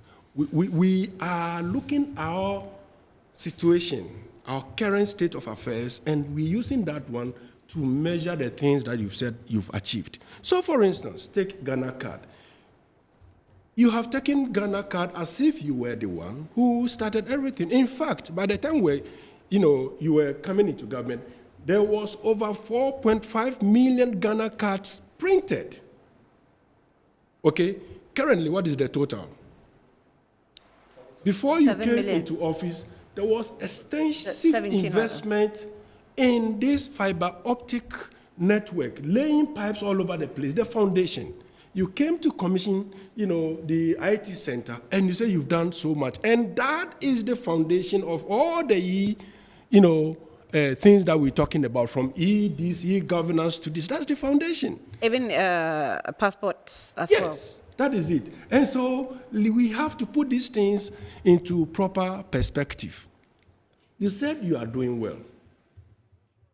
And we cannot pay our debts.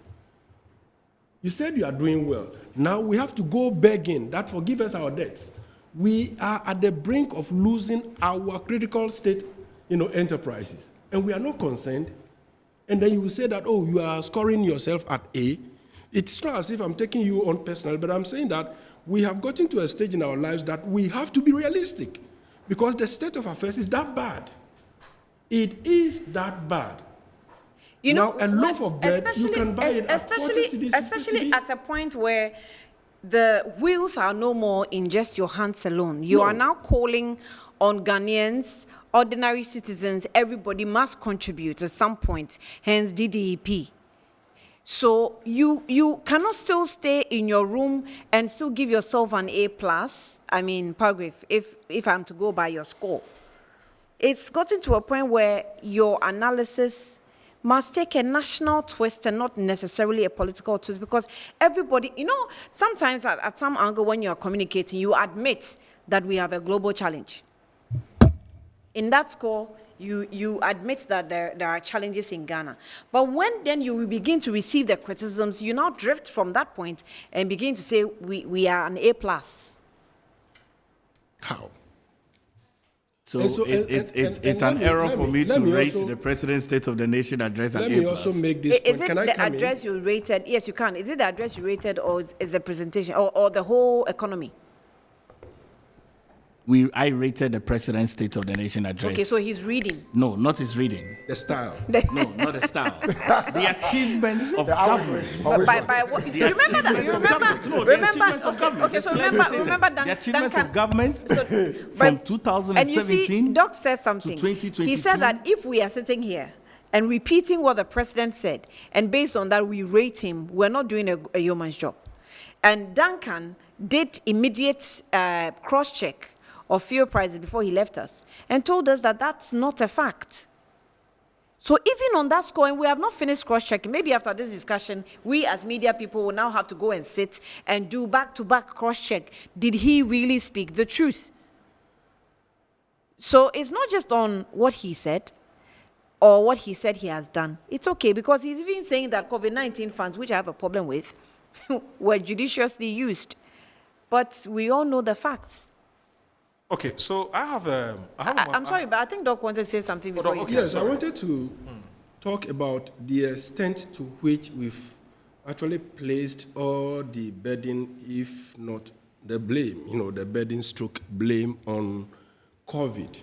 In fact, there is a full research and assessment about the impact of COVID on economies. And it states, COVID within this region and its impact on those economies, COVID within these regions and impact on those economies. I am telling you that Conducted by COVID who? within sub-Saharan Africa, the impact of COVID in real terms, please, we are talking real terms, is that minimal. In fact, within the coastal belts, okay, even though we, of course, setting aside the fact that we have not received that much of disaster in terms of, death rates and numbers and all of that, the impact within the coastal belt is a lot more weaker than within the savanna regions. That is a fact.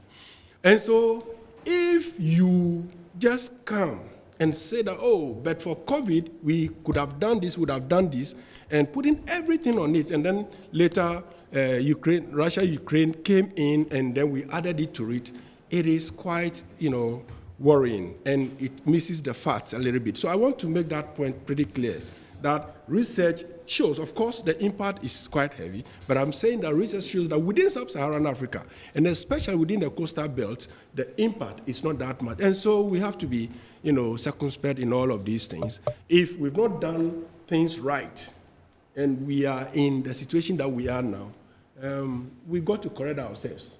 And that is where the problem is, because the admission that we've not done things right is even not coming. Otherwise, we'll not be saying that I'm very confident that we've done so much on this and that and that and that. So that is the point that I want to raise here. All right, let's do this quickly with Professor Khalid. So Professor Khalid, oftentimes when Professor Khalid, are you on?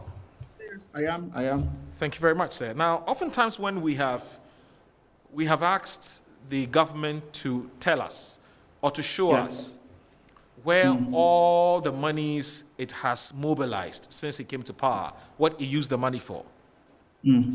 Now, the government tells us, but this is for the first time we've had the president, not for the first time, but I think for the second time or so, we've had the president himself walk us through substantially the number of things that the government has used, the revenues he has generated for.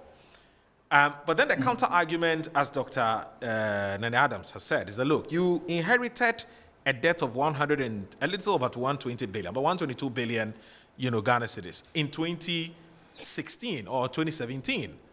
You have come and added close to about 480 billion to our public debt stock.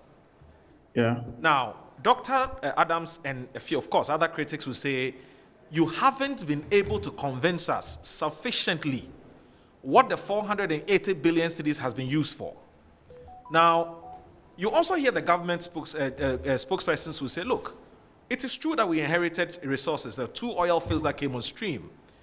It generated some money, no doubt. But also remember that we've had to use a little over 21 point something billion cedis in banking sector cleanup. we've used close to 12 point something billion cedis on paying excess capacity on the energies that we inherited, that were procured under the NDC regime. There were contractors that had not been paid, there were maturing debts that needed to be settled, etc., etc., etc. So it is not enough to say we inherited, but also talk about what we spent the money on. Now, when you heard the president say, it's okay to question me on what we've used the money for. In fact, he even went to the extent of talking about the monies that we spent on COVID, and to say that we have spent the money judiciously. We have not been reckless. Help us put all of this in context. Do you accept the president, excuse, of course, another government communicators that, yes, don't only talk about assets, but also talk about the liabilities. That's the only way, that's the only context within which you can tell whether we've been reckless or not. Help us put all of this in its proper context. All right, so governance is like a business model, right? Okay. You borrow, you invest, you expect a return. Right. Right. Okay, so let's go back to COVID-19. I think that one thing all of us are forgetting is that under COVID-19, we went to the World Bank for a loan. Yes. Are you aware? Yes. Where we cooked food, shared around. We actually made more money. We actually made more money than we spent. Yes. During COVID. So that amount that we took, right? Do you know the terms of the agreement? Right? It's going to take 30 plus years to pay back that loan. So what it means is that if you and I have kids now, we may probably have grandkids who would be bequeathed liabilities of these loans. So liability, I'm just bringing this in context to tell you that liability is a continuum of every government, regardless of jurisdiction whatsoever. But to juxtapose this and bring it all into a clearer picture, there have been government flagship programs. They talk about one village, one dam, right? It's a manifesto promise, something that propelled them into power. Now, can the government on its fingertips count how many irrigation schemes they have created via one district, one village, one dam? Like, this is real metrics. I know that they no longer have a minister in charge of monitoring and evaluation, but we can do that as citizenry and in our own capacities and perspective based on the reality on the ground. In the president's speech, which you listen carefully, he talks about irrigation schemes. But when he was mentioning, he didn't mention the flagships of one village, one dam. He mentioned rehabilitated legacy irrigation schemes. Why? What have you added then? You've gone on to rehabilitate Tano. Tano has been in existence long before your government came into place. So these are some of the issues that bring out the questions, right? So we've talked about COVID funds. Look at NAPCO. Look at the investment alone we put in NAPCO. So let's sit back and say, look, how many graduates have we had from NAPCO? Where have they been placed, right? The government spokesperson is talking about literacy skills. Let's talk about, I'll not just say literacy and numeracy skills. I'm not even talking about how locally important that is, but how international that is, right? We're talking about COVID having an impact on us. Yet again, before COVID, we're talking about how digitalized the country has become. If indeed our digitalization is something to go by, COVID and the lockdown could have been an advantage for certain businesses to spring up in terms of the investment we're making, in terms of online purchases and the likes of that. How did that reflect? So I'm just wanting us to use the government's own manifesto as a metric in actually measuring the state of the nation. So we've talked about one village, one dam. Let's go to one district, one factory, right? If we had proper one districts, one factories around, which I think economically it was impossible. I don't know why anyone did not question that, because you cannot have a factory in every district, because that's fundamentally flawed in economic terms, right? But that was sold to us. If that is actually happening, what are these factories bringing back into the government kitty? We're still highly, dependent on oil, right? There's no conversation that has gone across the stream this afternoon without us bringing oil into the equation. But what have these factories been doing in the last? And I kind of emphasize this. 5 years is enough for us to have some return on investment, right? So what factories have been existing? They should tell us, and then we can move on to that, right? In terms of education. So there are a lot more issues that we can look at when we talk about the metrics of measuring the government. We commend them where we have to. All right. Right. But if there's nothing to commend them about, how do you have to force it in to the extent of giving them an A class? And that's what I'm saying. This State of the Nation's address should be seen as an avenue to court public confidence, not erode it. Okay. And if we keep going like this, we would erode it, and then there will not be much to live up to as far as the economic situation is concerned. And that's, for me, that's worrying. Right. Dr. Khalif, Mahmoud Khalif, I want to thank you very much for your time. It's been wonderful talking to you. We have about 5 minutes to wrap up on this conversation we're having, which is we're doing a post-mortem of the President's State of the Nation address, which is what we popularly call SONA. It's a constitutional requirement. The President has satisfied it, so that's it. Now, we have just 5 minutes to wrap this thing up. So, but Doc, you probably get some 2 minutes, and then Paragraph will get the rest. But just a minute, Doc.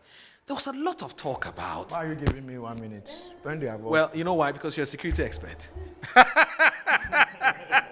You know, security people don't talk plenty. They like to talk short. You know. But Doc, listen, there was a lot of talk. In fact, when you read social media, there was a lot of talk, and expectations were very high that the president perhaps was going to talk about a reduction in the size of government. It didn't come up. Were you disappointed, or you're not one of those who was expecting that to happen? No, I think I am disappointed because then the president is still keeping some of his appointees. Yeah. For instance, the finance minister and a certain cohort should have been fired long ago. They have no business being probably oiled by the poor taxpayers' money. Okay.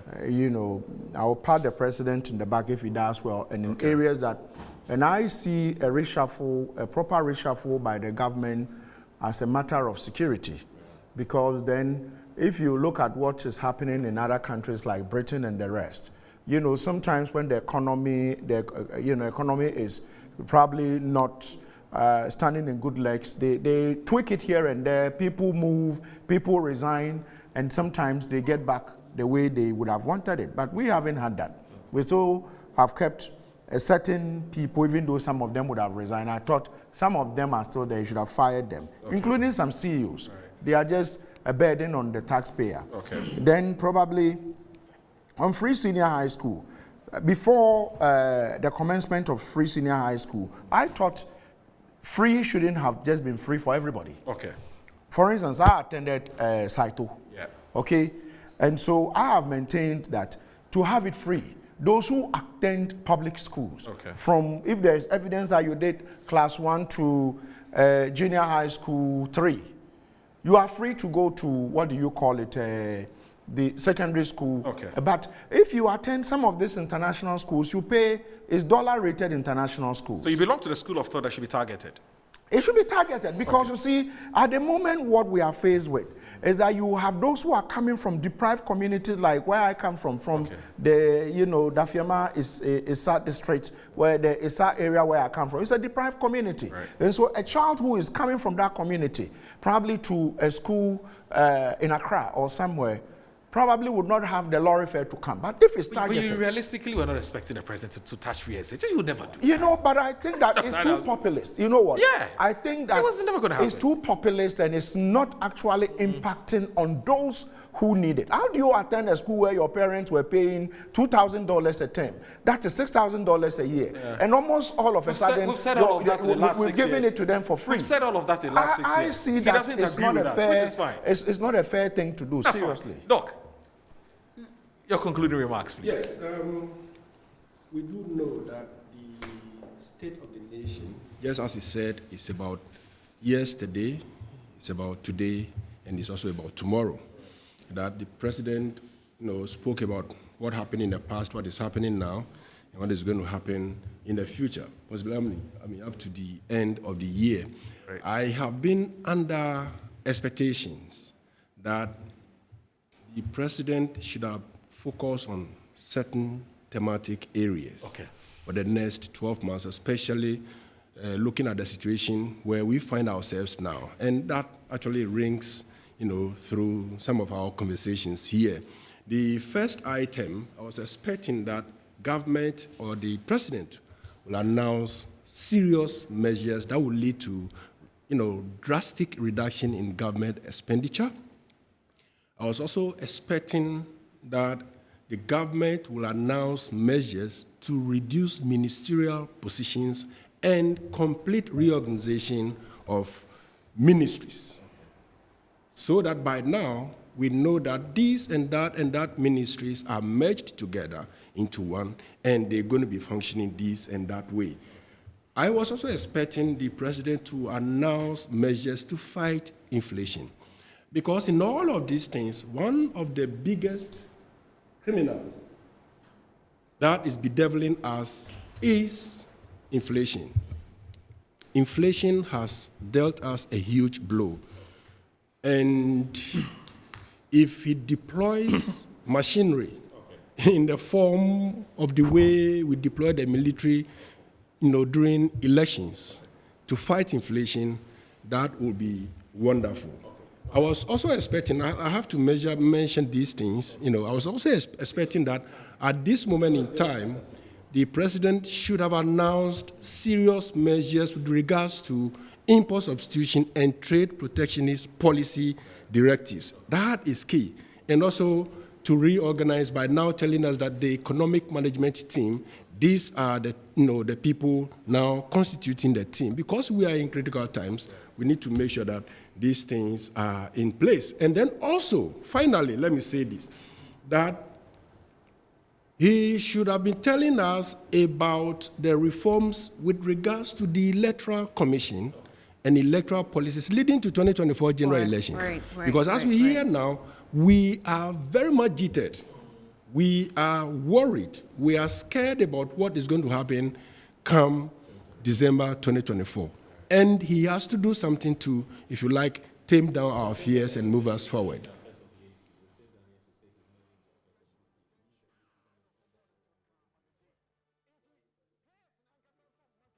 I'm saying the same Ghanaians who say he's meddling in the work of the EC.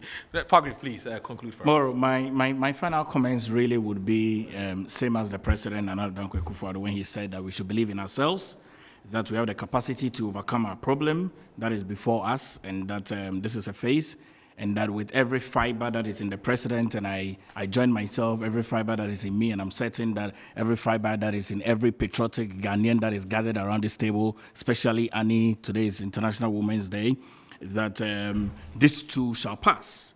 And I'm in no doubt in my mind that we would be able to revive the economy, restore the hope and confidence in the Ghanaian people towards Nana Addo Dankwa Akufo-Addo's government.